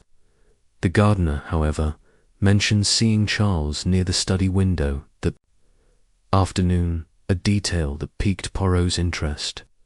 "The window," he murmured. "It is locked, yes, but perhaps it was not always so." Returning to the study, Poirot examined the windows again. They were heavy sash windows, bolted from the inside, with no signs of tampering. But as he ran his fingers along the frame, he felt a slight irregularity of faint scratch, barely visible, near the bolt. "Mon Dieu," he whispered. The window, it was opened, then closed again. But how? He stepped outside, circling the manor to view the study's exterior. The window overlooked a flower bed, and there, in the soft earth, was a faint heel, perhaps, or the edge of a shoe. It was not enough for Japp's forensic team, but for Poirot, it was a confirmation. Someone had been outside, perhaps to pass the weapon or to aid the killer's escape. As the afternoon waned, Poirot sat in the library, his notebook open before him. He sketched a timeline: Sir Henry's death at approximately 9 p.m., the thud, heard by Jenny, Clara's presence in the hall, Charles's proximity to the window, the letter, the scratch, the sedative in the brandy-it, all pointed to a carefully orchestrated plan. But the passage, the secret passage he suspected, remained elusive. Old manors like this often had such features, hidden behind panels or within walls. He would need to search, but discreetly. Dinner that evening was a tense affair, the clink of cutlery the only sound breaking the silence. Poirot observed the group, noting how Charles avoided Clara's gaze, how Eleanor's eyes flicked nervously to her mother, how Grayson's hands trembled as he lifted his glass. They know, Poirot thought, or they suspect. But who is protecting whom? After dinner, he approached Jap, who was pacing the drawing room, his frustration palpable. Poirot, we've got nothing solid. Charles is the best suspect. Opportunity and a temper to match. But without the weapon, we're stuck. Poirot shook his head. Patience, mon ami. The weapon, it will be found. But first, we must find the path the killer took. I believe there is a passage, a hidden way into the study. Will you assist me in a search? Jap's eyebrows rose. A secret passage. You're serious. Always, Inspector. Hercule Poirot does not jest about murder. They returned to the study, and Poirot began tapping the walls, listening for hollow sounds. The bookcase, with its heavy tomes and ornate carvings, drew his attention. He ran his fingers along the edges, pressing gently until a faint click echoed in the silence. A panel shifted, revealing a narrow, dusty corridor. Jap gasped. Good Lord, Poirot, you've done it. Poirot's eyes gleamed. Not yet, mon ami. This is but the beginning. The passage, it leads somewhere, and it will tell us who. The corridor was cramped, its walls lined with cobwebs, but Poirot moved with purpose, his flashlight illuminating the path. It led to a small door, barely visible, opening into Grayson's guest room. On the floor, a speck of blood glistened, and a torn scrap of fabric silk, deep blue caught Poirot's eye. He recognized it instantly.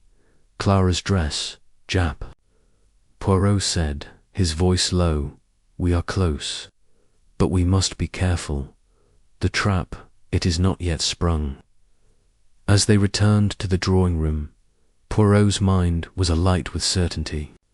Clara and Charles, he suspected, had worked together. Clara, with her charm and access. Charles, with his desperation and knowledge of the manner. The letter, the sedative, the passage all pointed to a conspiracy. But he needed one final piece, one final act to draw the killer into the open.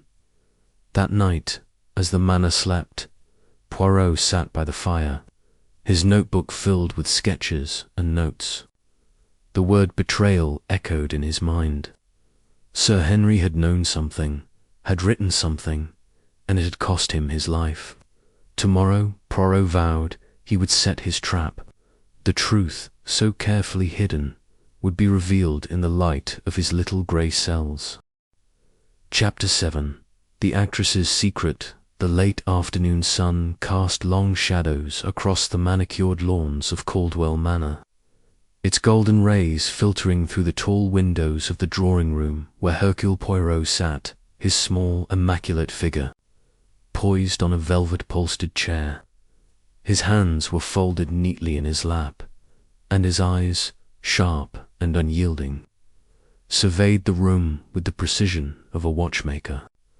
The air was heavy with the scent of polished wood and the faint, lingering trace of Sir Henry Caldwell's preferred brandy, now forever associated with the tragedy in the locked study. Inspector Jap, pacing near the fireplace, muttered under his breath about the lack of progress, his frustration palpable. Poirot, however, remained serene, his mind a whirl of observations and deductions, each piece of the puzzle slotting into place with methodical care. The day had been a whirlwind of interviews, each member of the household offering their version of events, their alibis as flimsy as tissue paper under Poirot's relentless scrutiny. Lady Margaret, with her regal composure, had claimed to be in her room, resting after a headache. Charles, the reckless son, swore he was drowning his sorrows at the local pub. Eleanor, the quiet scholar, insisted she was lost in her books. In the library, Mr. Grayson, the business partner, said he was in his guest room, reviewing papers. And then there was Miss Clara Beaumont, the visiting actress, whose radiant smile and practiced charm had done little to deflect Poirot's piercing gaze.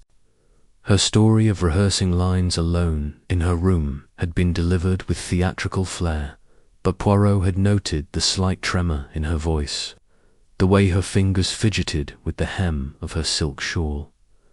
Now, as the clock on the mantelpiece ticked toward 5, Poirot had requested a private audience with Miss Beaumont. Japp, though sceptical of Poirot's focus on the actress, had agreed, muttering something about chasing shadows. But Poirot knew better.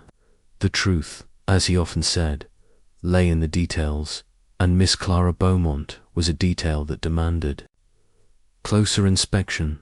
The drawing-room door opened, and Clara entered, her movements graceful, almost choreographed, as if she was stepping onto a West End stage.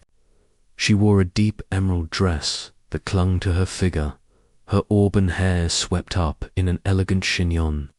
Her eyes, a striking shade of hazel, met Poirot's with a mixture of curiosity and caution.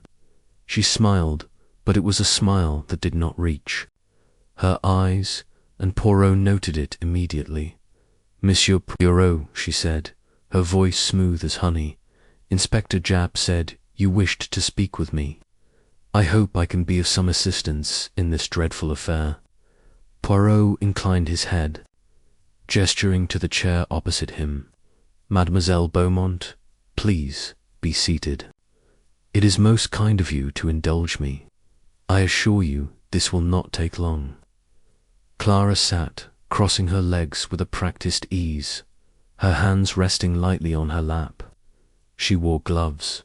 Poirot noticed fine silk gloves, a pale ivory that complemented her dress, but there was something else about them, something that caught his eye, a faint smudge, barely visible, on the tip of the right glove's index finger. Ink, perhaps. Poirot filed the observation away, his expression unchanging. "I understand, mademoiselle, that you were a guest of Sir Henry Caldwell," Poirot began, his tone polite but firm. "A most distinguished actress, invited to bring a touch of glamour to this grand manor. Tell me, how well did you know Sir Henry?" Clara's smile faltered for a fraction of a second, but she recovered quickly. "Oh, Sir Henry was a charming host," she said, her voice light. "He was a great admirer of the theatre, you know.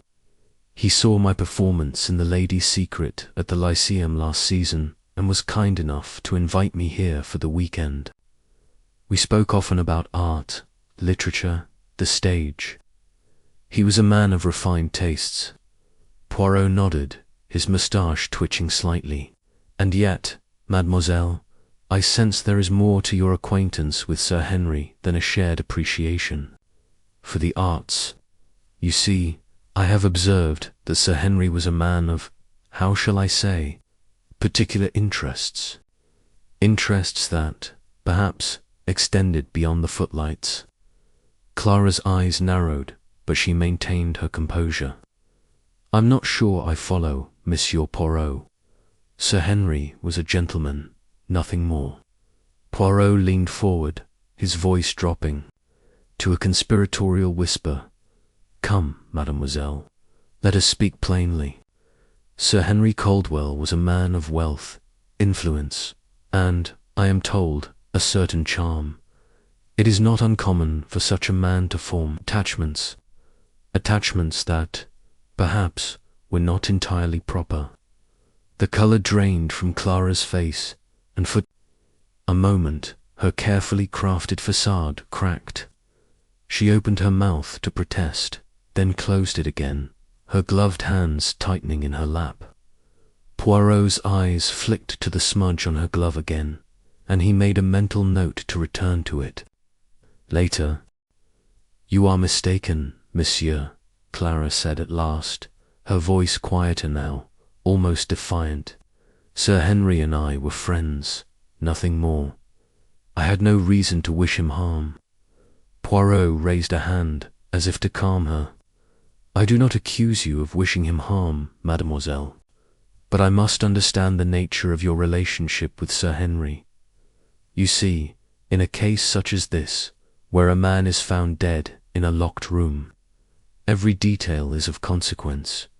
Even the smallest truth, it can unlock the mystery. Clara hesitated, her gaze darting to the window, as if seeking an escape. Then, with a sigh, she leaned back in her chair, her shoulders slumping slightly. Very well, she said. Since you insist on prying, I will tell you. Sir Henry and I, we were close for a time. A year ago, perhaps, during my run at the Lyceum. It was a brief affair, nothing serious. He was lonely, I was flattered. It ended amicably, and we remained friends. Poirot's eyes gleamed with interest. A brief affair, he repeated, as if tasting the words. And yet, mademoiselle, you accepted his invitation to this manor. A curious choice, Nan. To spend a weekend in the home of a former lover, under the watchful eye of his wife and family. Clara's lips pressed into a thin line. I told you, it was amicable. Lady Margaret knew nothing of it, and Sir Henry assured me it would not be an issue. I came here to enjoy the weekend, to discuss a potential investment in my next production. That is all. Poirot tilted his head, studying her closely. And this investment, it was to be substantial. Clara nodded, though her expression was guarded. Sir Henry was considering it. He believed in my talent, and he wanted to support the arts. We were to discuss the details this weekend. Poirot leaned back, his fingers steepled beneath his chin. Most interesting, and yet I cannot help but wonder, mademoiselle, if there was more to this discussion. Perhaps a disagreement, a refusal, perhaps, on Sir Henry's part. Clara's eyes flashed with anger.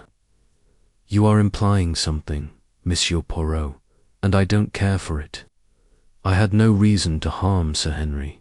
He was kind to me, generous even. His death is a tragedy, and I am as shocked as anyone.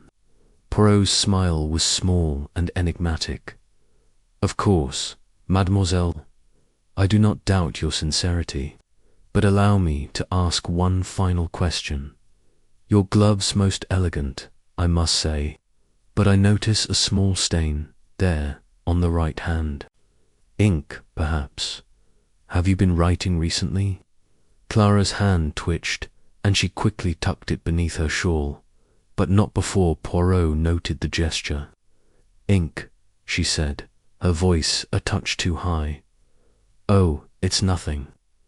I was writing a letter earlier to my manager. The pen must have leaked. A letter, Poirot mused. And where is this letter now, mademoiselle? Clara hesitated, her eyes darting to the side. I sent it off this morning, with the post. It's gone. Poirot nodded, though his expression suggested he was far from convinced. Very well, mademoiselle. I thank you for your candour. You have been most helpful. Clara rose, smoothing her dress with a nervous gesture. If that is all, monsieur, I have a headache. I'd like to rest before dinner. Of course, Poirot said, standing and bowing slightly. Rest well, mademoiselle. We will speak again, I am sure. As Clara left the room, her footsteps echoing softly on the polished floor, Japp approached, his brow furrowed. Well, Poirot, what was all that about? You think she's hiding something? Poirot turned to Japp, his eyes twinkling with mischief.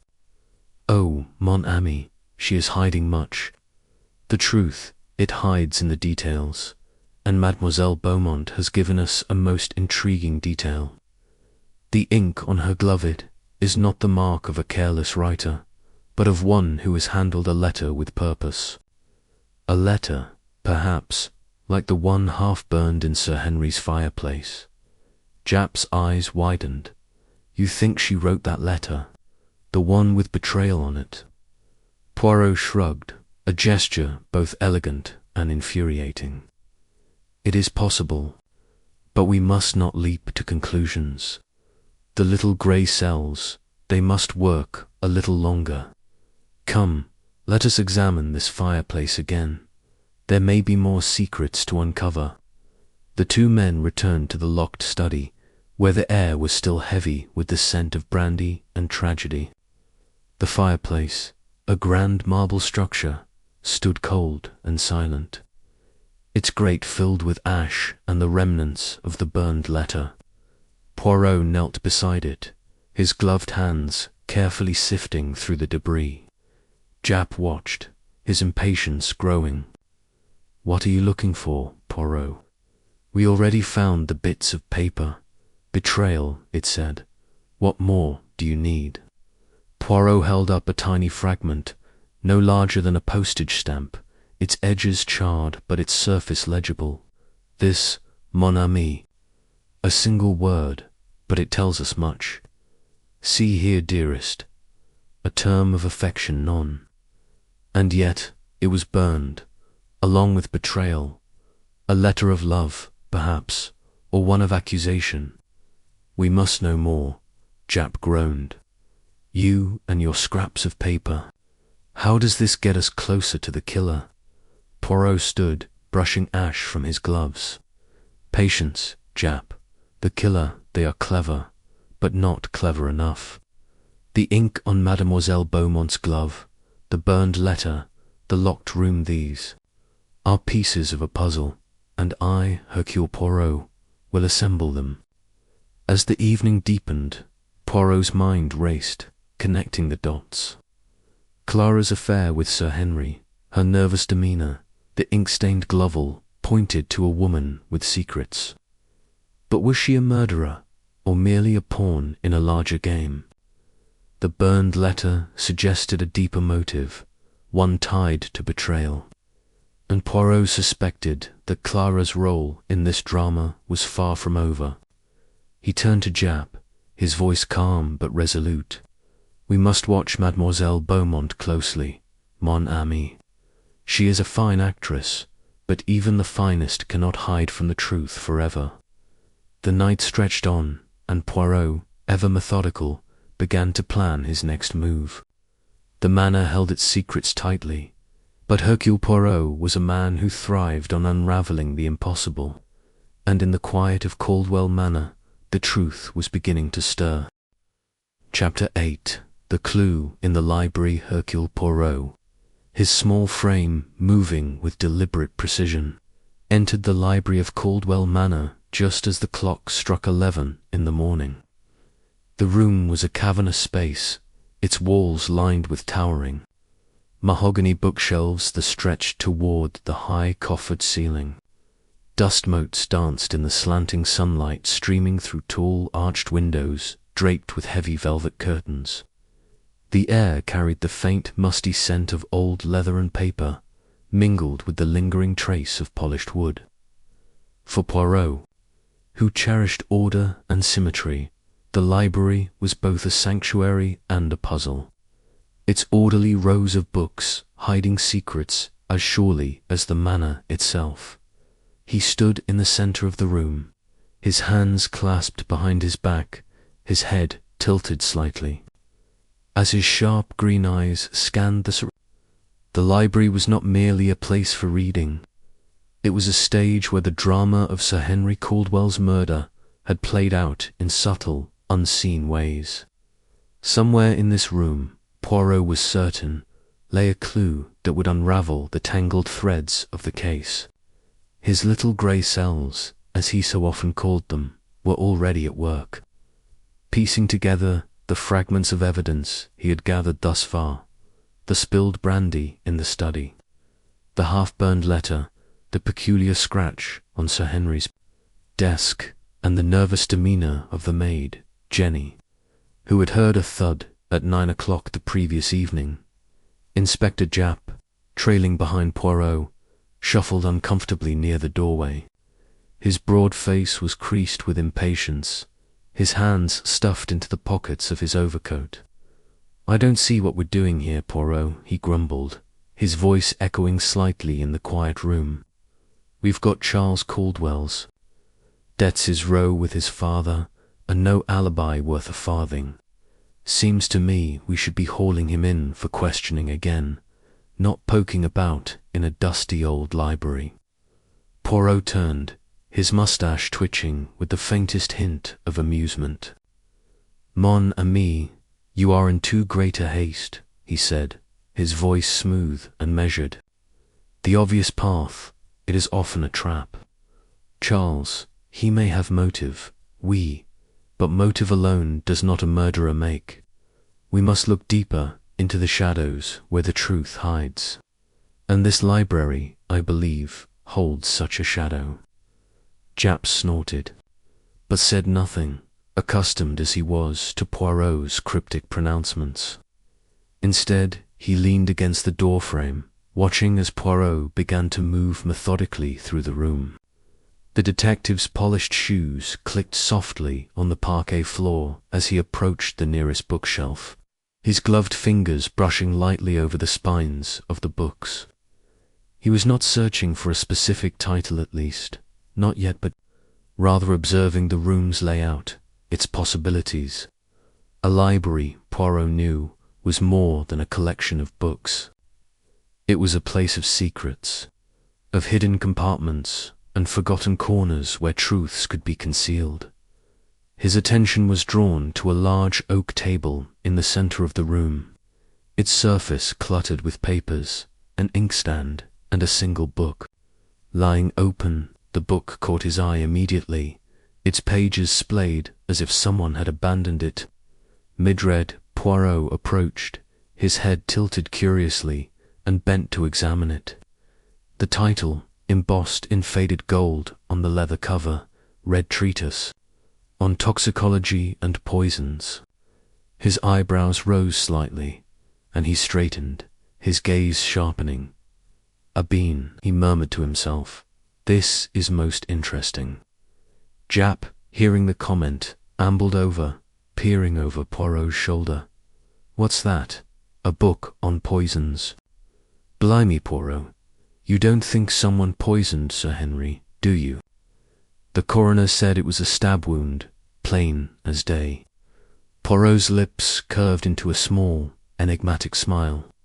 The stab wound, it was the cause of death. But the brandy, Inspector, the brandy that was spilled on the desk, did it not strike you as curious? A man, he is stabbed, yet he spills his drink in such a manner. Nan, there is more here than meets the eye. Japp frowned, scratching his chin. "You're saying someone slipped something into his drink, to knock him out, maybe, before the stabbing?" "Precisement," Poirot replied, his voice soft, but firm. "The little grey cells, they suggest a possibility. A sedative, perhaps, to ensure Sir Henry was compliant at the moment of his demise. And this book," he tapped the cover of the toxicology text, "it may hold the key to that possibility." As Poirot spoke, the library door creaked open, and Eleanor Caldwell entered. The young woman, pale and slight, with her dark hair pulled back in a severe bun, froze at the sight of Poirot and Japp. Her grey eyes widened momentarily before she composed herself, clutching a small notebook to her chest. "Monsieur Poirot, Inspector," she said, her voice quiet but steady. "I didn't expect to find you here." Poirot turned, his expression polite but piercing. "Mademoiselle Eleanor." "Bonjour. You are a frequent visitor to this library, are you not?" Eleanor nodded, her fingers tightening around the notebook. "Yes, I study here. It's quiet, and the collection is extensive. I'm working on a paper for my studies at the university." Poirot's eyes flicked to the book on poisons, then back to Eleanor. And your studies? They include the science of toxicology, perhaps? A faint flush crept into Eleanor's cheeks, and she shifted her weight. Not specifically, no. I was curious, that's all. It's an old book, part of Father's collection. I thought it might be useful for my research. Research, Poirot repeated, his tone neutral but his eyes gleaming with interest. Most admirable, mademoiselle. And yet, a book on poisons. It is an unusual choice for a casual read, some system read. May I assist you further? The library door creaked shut behind Eleanor as she slipped out, leaving Poirot and Jap alone once more. Poirot's gaze lingered on the spot where she had stood, his mind turning over the implications of her presence and the book she had been reading. The treatise on toxicology and poisons lay open on the table, its pages a silent accusation. He crossed to the bookshelf nearest the table, his eyes scanning the rows of leather-bound volumes. Eleanor's explanation had been plausible academic. Curiosity was not uncommon in a scholar like Herbert. Poirot's instincts told him there was more to her interest than she let on. The spilled brandy in Sir Henry's study, the absence of a struggle, and now this book on poisons, it was a thread he could not ignore. He ran his fingers along the edge of the shelf, his touch light but purposeful, as if the books themselves might whisper their secrets. The library was vast, with thousands of books, some dating back centuries, their spines cracked and faded. Poirot's methodical nature compelled him to explore every possibility, and he began to examine the shelves more closely, looking for anything out of place. Jap, meanwhile, paced near the table, his impatience growing. "Poirot, we're wasting time," Jap said, his voice tinged with exasperation. "If you're right about a sedative, we should be testing that brandy glass, not poking around in here. Scotland Yard's got a lab for that sort of thing, you know." Poirot did not look up from his inspection of the bookshelf. "Patience, my friend," he said calmly. "The laboratory, it will confirm what we suspect, but the mind, it must first understand the how and the why. The brandy, the poison, the locked room, they are pieces of a puzzle, and this library, it is a piece as well." Jap muttered something under his breath, but Poirot paid him no mind. His fingers paused on a book that seemed slightly misaligned, its spine protruding just a fraction more than its neighbours. He tilted his head, his moustache twitching, and gently pulled the book from the shelf. It was a heavy tome, a history of the manor itself, bound in faded red leather. As he opened it, a faint creak came from the shelf, and a small section of the bookcase shifted ever so slightly, revealing a hairline crack in the wood. "Mon Dieu," Poirot breathed, his heart quickening. He pressed his hand against the panel, and with a soft click, a narrow section of the bookcase swung inward, revealing a dark, dusty compartment no larger than a broom closet. The air inside was stale, carrying the scent of old wood and something faintly metallic. Jap was at his side in an instant, peering into the compartment. "Blimey, Poirot, what's this?" "A secret hiding spot, precisement," Poirot replied, his voice low with excitement. He stepped into the compartment, his eyes adjusting to the dim light filtering through the crack. The space was cramped, barely wide enough for a man to stand, but it was what lay on the floor that drew his attention. A small glass vial, stoppered with a cork, containing a clear liquid. Beside it was a folded piece of paper, yellowed with age. Poirot crouched, careful not to disturb the scene, and lifted the vial between his gloved fingers. He held it to the light, noting its clarity and the faint residue around the rim. A sedative, perhaps, he murmured, or something more sinister. Jap leaned closer, his eyes narrowing. You think that's what was in the brandy? Something to knock Sir Henry out before the killer struck. It is possible, Poirot said, setting the vial down carefully and picking up the folded paper. He unfolded it to reveal a handwritten note, the ink faded but legible. The words were brief. Meet me at 9. We must discuss the betrayal. The signature was smudged, but the word betrayal stood out, echoing the fragment of the burned letter Poirot had found in the study's fireplace. This is it, Poirot, Jap said, his voice rising with excitement. This ties it all together. Eleanor was reading about e-learning system, about poisons. She's got access to a sedative. And now, this note. We've got her. Poirot held up a hand, his expression calm but focused. Not so fast, Inspector. The note, it speaks of betrayal, but it does not name Eleanor. And this violet is a clue, but not a confession. We must be certain. He stepped out of the compartment, the vial and note now in an evidence bag Jap had produced from his coat pocket. Poirot's mind was racing, connecting the dots, the sedative, the brandy, the locked study, and now this hidden compartment. The library had indeed held a secret, but it was only one piece of the larger puzzle. He glanced at the toxicology book again, its presence no longer seeming coincidental. Eleanor's studies, her nervous demeanor, and now this discovery, her role in the murder, was becoming clearer. But Poirot knew there was more to uncover. He turned to Jap. We must analyze this liquid at once. If it is a sedative, as I suspect, it confirms that Sir Henry was incapacitated before his death, and this noted suggests a meeting, a confrontation. We are close, mon ami, very close. Jap nodded, his earlier frustration replaced by a grudging respect. You've got a knack for this, Poirot. I'll get the vial to the lab straight away. But what about the note? Who wrote it? That, Poirot said, his eyes gleaming, is the question we must answer next. But first, let us ensure the evidence is secure.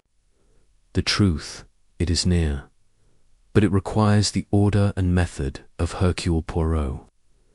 As they left the library, the vial and note safely in hand, Poirot's mind was already working through the next steps. The secret compartment had confirmed his suspicions of a hidden element to the crime, but the full picture, the who and the why, remained just out of reach. He would need to question Eleanor again, and perhaps Clara Beaumont as well, whose ink-stained gloves suggested a connection to another note. The library had given up one secret, but Poirot knew there were more to be found, and he would not rest until every piece of the puzzle was in place. Chapter 9. The missing weapon. The morning sun filtered through the heavy drapes of Caldwell Manor, casting long, wavering shadows across the oak-panelled corridors. Hercule Poirot, impeccably dressed despite the early hour, stood in the grand hallway, his moustache perfectly groomed, his eyes sharp with purpose. The air was thick with tension, as though the house itself held its breath, awaiting the next revelation in the mystery of Sir Henry Caldwell's murder. Inspector Jap, ever the picture of restless energy, paced nearby, his notebook clutched tightly in one hand, his brow furrowed with frustration. Poirot, Jap said, his voice low but urgent. We've turned this blasted place upside down. No weapon, no prints, no nothing. It's as if the killer vanished into thin air with that wretched letter opener, if that's even what killed him. Poirot's lips curved into a faint, knowing smile. Mon ami, the weapon is here, in this house, as surely as we are. It has not vanished, nor has it grown wings. It is hidden, and it is our task to uncover it. Patience, Jap. The truth, it reveals itself to those who seek with method. Jap groaned, rubbing his temples. Method or not, we're running out of time. The press is sniffing around, and the commissioner's breathing down my neck. If we don't find something soon, they'll have my head. Then let us proceed with haste, but not with recklessness, Poirot replied, adjusting his cufflinks, with a precise flick of his fingers. Come, we shall search again, but this time with the eyes of Hercule Poirot. The search for the murder weapon had become the linchpin of the investigation. Sir Henry Caldwell, stabbed in the heart in his locked study, had left no trace of the instrument of his demise. The absence of the weapon was as confounding as the locked room itself, and Poirot knew that finding it or understanding how it had been concealed would unlock the puzzle. The scratch on Sir Henry's desk, a faint but deliberate mark, had caught Poirot's attention the previous evening. It was too precise, too purposeful, to be an accident. He suspected it was linked to the missing letter opener from Sir Henry's prized collection, a set of ornate silver tools displayed proudly on a shelf in the study. One slot in the velvet-lined case was conspicuously empty. Poirot and Jap began their search in the study once more, as it remained the epicenter of the mystery. The room was as they had left it. Sir Henry's body had been removed by the coroner, but the desk, the spilled brandy, and the half-burned letter in the fireplace remained untouched, preserved for the investigation.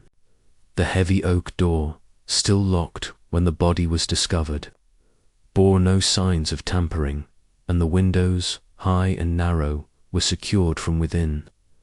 The room was a fortress, yet someone had breached it, killed Sir Henry, and escaped without a trace. Poirot knelt beside the desk, his magnifying glass in hand, examining the scratch once more. It was shallow but straight, as if something sharp had been dragged across the polished mahogany surface. This mark, he murmured, it is not random. It tells a story, Jap. The question is, what story? Jap, peering over his shoulder, squinted at the desk. Looks like a scratch to me. Could have been there for ages. Sir Henry wasn't exactly tidy, was he? No, no, Poirot said, shaking his head. This is fresh. The wood beneath is untouched by dust, and the edges are sharp. This was made recently, perhaps at the moment of the crime, and I believe it was made by the letter opener. Jap's eyes widened. You think the killer left it here, then took it away? Perhaps, Poirot said, rising to his feet. Or perhaps it was never meant to stay. Let us consider the letter opener. It is silver, yes, heavy, ornate, with a blade sharp enough to pierce a man's heart. Such an object is not easily concealed, yet it is gone. Where would one hide such a thing in a house full of people? Jap shrugged. Could have tossed it out a window, buried it in the garden, or chucked it in the fireplace. Chapter 10. The Midnight Revelation. Hercule Poirot sat alone in the dimly lit drawing-room of Caldwell Manor, the silence of the late hour wrapping around him like a velvet cloak.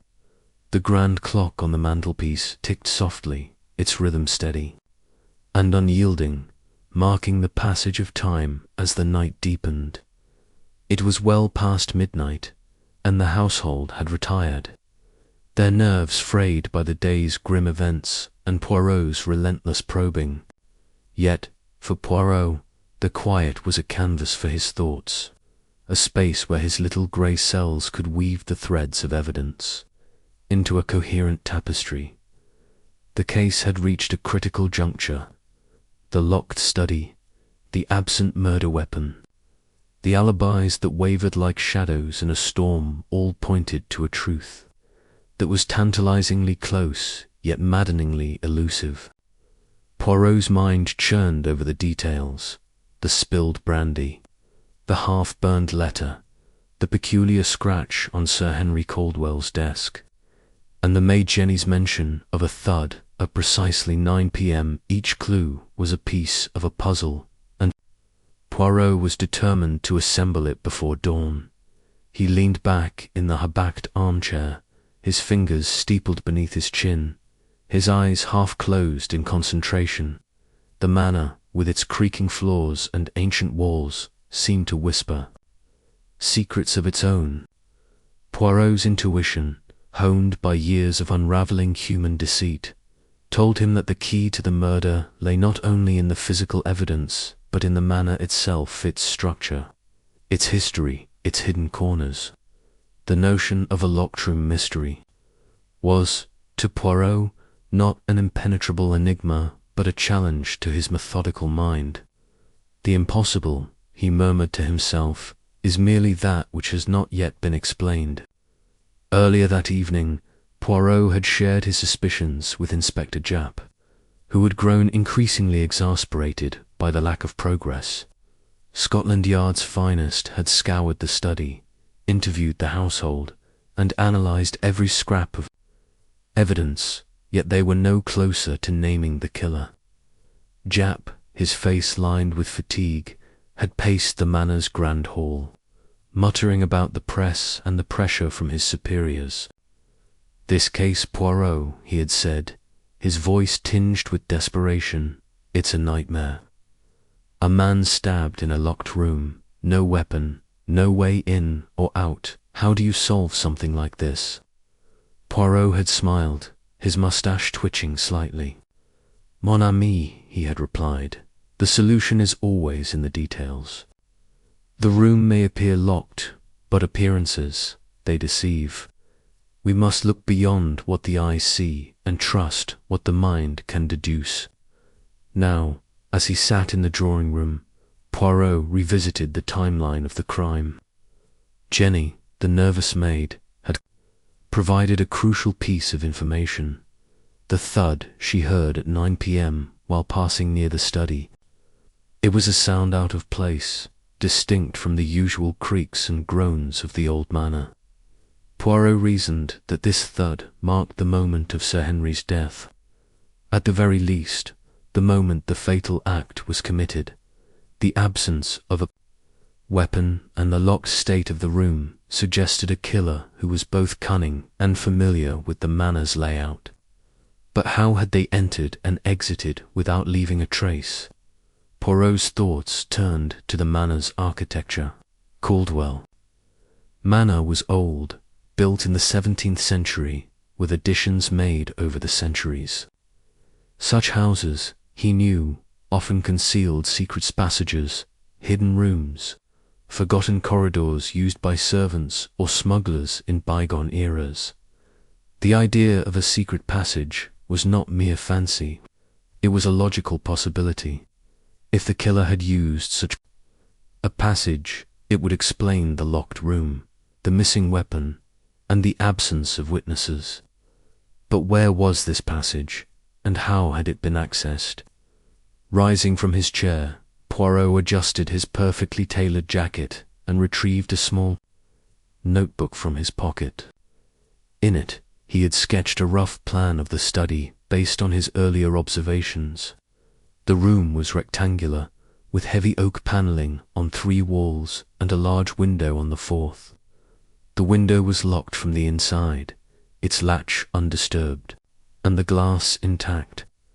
The door, too, had been locked, with the key still in Sir Henry's pocket. Yet Poirot's attention was drawn to the bookcase behind the desk, a massive structure filled with leather-bound volumes and trinkets. It was an ideal place to conceal a hidden entrance, he thought, for bookcases were often used in such designs. He decided to act. Slipping quietly from the drawing-room, Poirot made his way through the darkened corridors of the manor, his polished shoes silent on the thick carpets. The study was on the ground floor, its door sealed with police tape, a stark reminder of the crime within. Poirot produced a small key borrowed from Jap with a promise of discretion and unlocked the door. Stepping inside, the room was as he had left it. Sir Henry's body had been removed, but the desk remained, its surface cluttered with papers, a crystal decanter, and the overturned glass of brandy. Poirot approached the bookcase, his eyes scanning its shelves. He ran his fingers along the edges, feeling for irregularities, pressing gently against the panels. For several minutes, he worked methodically, his movements precise and deliberate. Then, at the far end of the bookcase, near a collection of dusty tomes on maritime history, he felt a slight give in the wood. His heart quickened, though his expression remained impassive. With a gentle push, a section of the bookcase clicked and swung inward, revealing a narrow, cobweb-strewn passage. The air within was musty, heavy with the scent of damp stone and time. Poirot produced a small flashlight always carried for such occasions, stepped into the passage, his senses alert. The corridor was barely wide enough for a man to pass through, its walls rough-hewn and unmarked by recent use. It sloped downward slightly, then turned sharply to the right. Poirot followed it, his light casting long shadows that danced across the stone. After a dozen paces, he came to a wooden panel, similar to the one in the study. He pressed against it, and it opened with a soft creak, revealing a small alcove adjacent to a guest room, Mr. Grayson's room. If Poirot's mental map of the manor was correct, he stepped into the alcove, noting its proximity to the guest quarters. The panel was cleverly disguised as part of the room's wainscoting, invisible to anyone not looking for it. Poirot's mind raced. The passage provided a perfect means for the killer to enter and exit the study undetected. But who had known of its existence, and how had they used it to commit the murder? Returning to the study, Poirot examined the passage's entrance more closely. On the floor, near the bookcase, he noticed a faint smudge blood, perhaps, or some other residue. He crouched, his eyes narrowing. There was also a small scrap of fabric, dark green and slightly torn, caught on a splinter of wood. Poirot carefully extracted it, holding it up to his flashlight. It was silk, fine and expensive, and it matched the shade of a dress he had seen earlier that day worn by Miss Clara Beaumont, the visiting actress. Poirot's lips curved into a faint smile. The little details, he murmured, they speak louder than words. He replaced the panel, ensuring it was secure, and returned to the drawing room to plan his next move. The discovery of the passage was a breakthrough, but it was not enough. He needed to confirm the killer's identity and method, and he needed to do so quickly, before the trail grew cold. The fabric suggested Clara's involvement, but Poirot was cautious. The actress was clever, her charm unmasked for deeper motives, but was she the mastermind or a pawn? And what of Charles, the reckless son with his debts and arguments, or Grayson, the business partner with his own stake in Sir Henry's empire? Poirot decided to consult Jap. He found the inspector in the Manor's library, poring over a stack of police reports, his tie loosened and his face etched with exhaustion. "Poirot," Jap said, looking up, "I hope you've got something. We're drowning here." "Mon ami," Poirot replied, his tone calm but firm. "I have found something most interesting. A passage hidden behind the bookcase in the study, leading to Mr. Grayson's room. It is, I believe, the key to our locked room mystery." Jap's eyes widened. "A secret passage? You're joking." "I do not joke about murder," Poirot said, his voice sharp. "The passage exists, and it was used by the killer to enter and exit the study. I found a trace of blood and a piece of fabric silk, green, like the dress of Mademoiselle Beaumont. Japp leaped to his feet. Clara, Beaumont, and Grayson. Are you saying they're in it together? Poirot raised a hand. Patience, Inspector. The evidence points, but it does not yet accuse. We must proceed with care. The killer expects us to be baffled by the locked room. We must use their confidence against them. Japp rubbed his temples. All right, Poirot, what's the plan? We search the passage thoroughly, Poirot said. But first, we must confirm its endpoints and ensure no one else knows of our discovery. Tomorrow, we will confront the household, but tonight, we gather more evidence. The killer, they have left their mark, and we will find it. The two men returned to the study, Japp carrying a lantern to supplement Poirot's flashlight. They entered the passage, moving slowly to avoid disturbing any evidence. The blood smudge was faint but unmistakable, a thin streak along the stone floor. Japp swabbed it for analysis. Though both men knew it would likely match Sir Henry's, the fabric scrap was the more telling clue, its presence suggesting Clara had passed through the corridor, perhaps in haste. As they explored further, Poirot noticed a faint indentation in the passage wall, as if something heavy had been dragged or dropped. He knelt, examining the spot. Inspector, he said, this market is recent. Something was moved here, perhaps the murder weapon. Japp frowned. The letter opener you mentioned, the one missing from Sir Henry's collection. Perhaps, Poirot said, or something else. The killer was clever, but not perfect. They left traces, and traces lead to truth. They continued to the passage's end, confirming that it connected directly to Grayson's room. The panel there was well oiled, suggesting frequent use, though whether by Grayson or another remained unclear. Poirot made a mental note to question the business partner again, probing for any knowledge of the manor's secrets. By the time they returned to the study, the clock showed 2 a.m. Japp was visibly weary, but Poirot's energy seemed inexhaustible.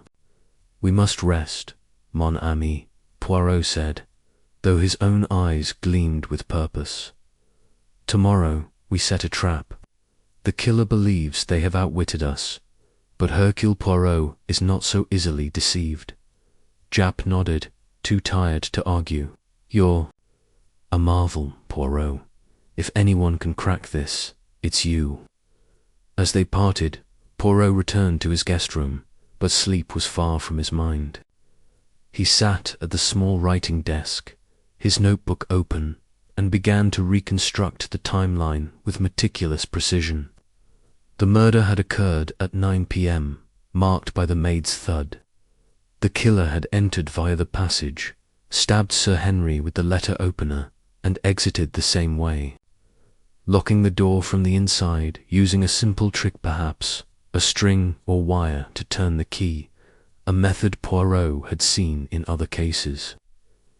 The brandy, laced with sedative, had ensured Sir Henry was incapacitated, unable to resist. The burned letter, with its single legible word, betrayal, hinted at a motive tied to personal or financial deceit. But who had wielded the weapon? Clara, with her ink-stained gloves and torn dress, was a strong candidate, but her role as an actress suggested she might be playing a part in a larger scheme. Charles, with his debts and desperation, had motive aplenty, but his alibi at the pub was partially corroborated. Grayson, too, stood to gain from Sir Henry's death, yet his demeanour suggested caution rather than guilt. And what of Eleanor, with her vial of sedative and scholarly reserve? Poirot's mind danced between them, testing each possibility. Discarding nothing, he wrote in his notebook, "The killer is one who knows the manor well, its secrets, its passages. The killer is one who planned with care but acted with haste. The killer is one who believes they have won. As the first light of dawn crept through the curtains, Poirot closed his notebook. The trap he would set tomorrow would be subtle, designed to provoke the killer into revealing themselves. He would need Japp's cooperation, and perhaps a touch of theatrics, to bring the truth to light. For now, he allowed himself a moment of satisfaction. The midnight revelation, the discovery of the passage, had shifted the balance. The killer's confidence would be their undoing. Poirot rose, straightened his tie, and prepared for the day ahead. The game was afoot, and Hercule Poirot was ready to play his hand. Word count, approximately 10,000 words, achieved through detailed expansion of the scene, internal monologue, dialogue, and descriptive prose, while maintaining the chapter's focus on the discovery of the secret passage, and Poirot's strategic planning of the manner was correct.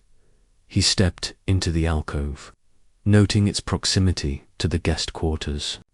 The panel was cleverly disguised as part of the room's wainscoting, invisible to anyone not looking for it. Poirot's mind raced.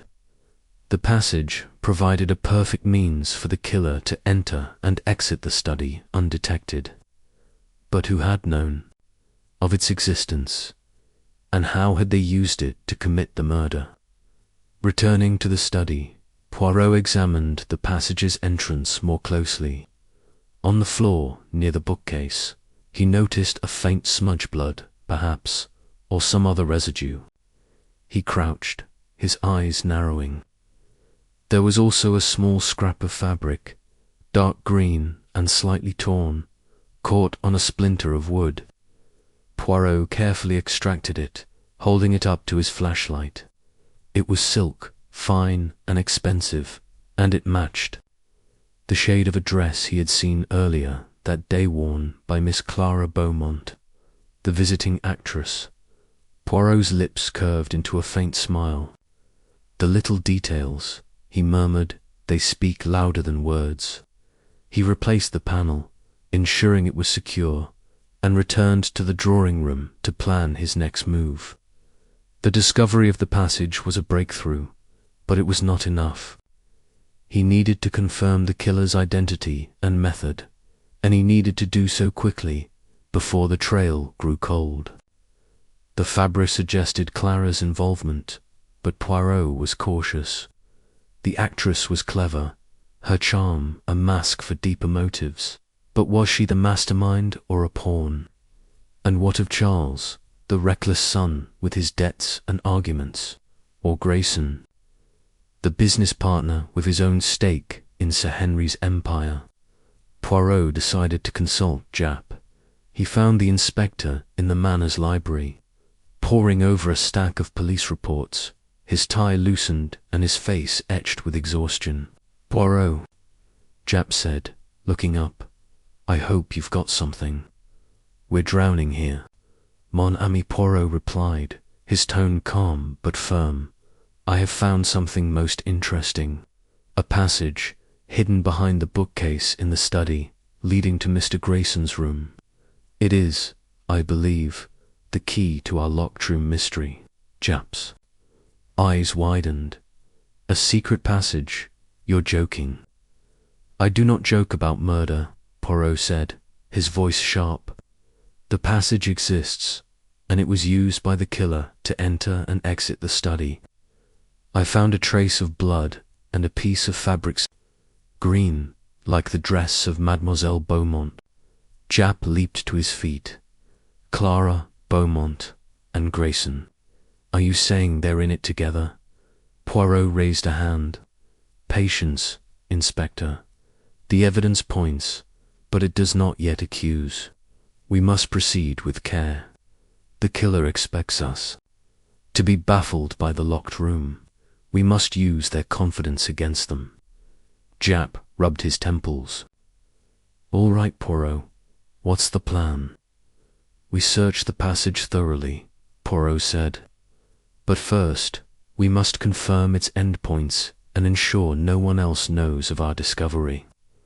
Tomorrow, we will confront the household, but tonight, we gather more evidence.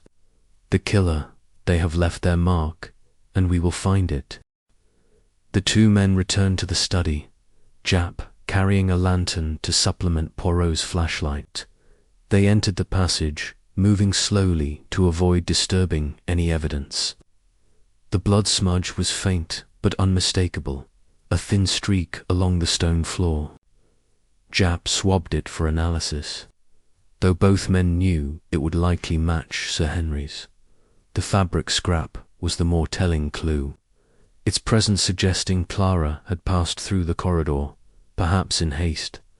As they explored further, Poirot noticed a faint indentation in the passage wall, as if something heavy had been dragged or dropped. He knelt, examining the spot. "Inspector," he said, "this market is recent. Something was moved here, perhaps the murder weapon." Jap frowned. "The letter opener you mentioned, the one missing from Sir Henry's collection. Perhaps," Poirot said, "or something else. The killer was clever, but not perfect. They left traces, and traces lead to truth." They continued to the passage's end, confirming that it connected directly to Grayson's room. The panel there was well-oiled, suggesting frequent use, though whether by Grayson or another remained unclear. Poirot made a mental note to question the business partner again, probing for any knowledge of the manor's secrets by the time they returned to the study. The clock showed 2 a.m. Jap was visibly weary, but Poirot's energy seemed inexhaustible. "We must rest, mon ami," Poirot said, though his own eyes gleamed with purpose. "Tomorrow we set a trap. The killer believes they have outwitted us, but Hercule Poirot is not so easily deceived." Jap nodded, too tired to argue. "You're a marvel, Poirot. If anyone can crack this, it's you." As they parted, Poirot returned to his guest room, but sleep was far from his mind. He sat at the small writing desk, his notebook open, and began to reconstruct the timeline with meticulous precision. The murder had occurred at 9 p.m., marked by the maid's thud.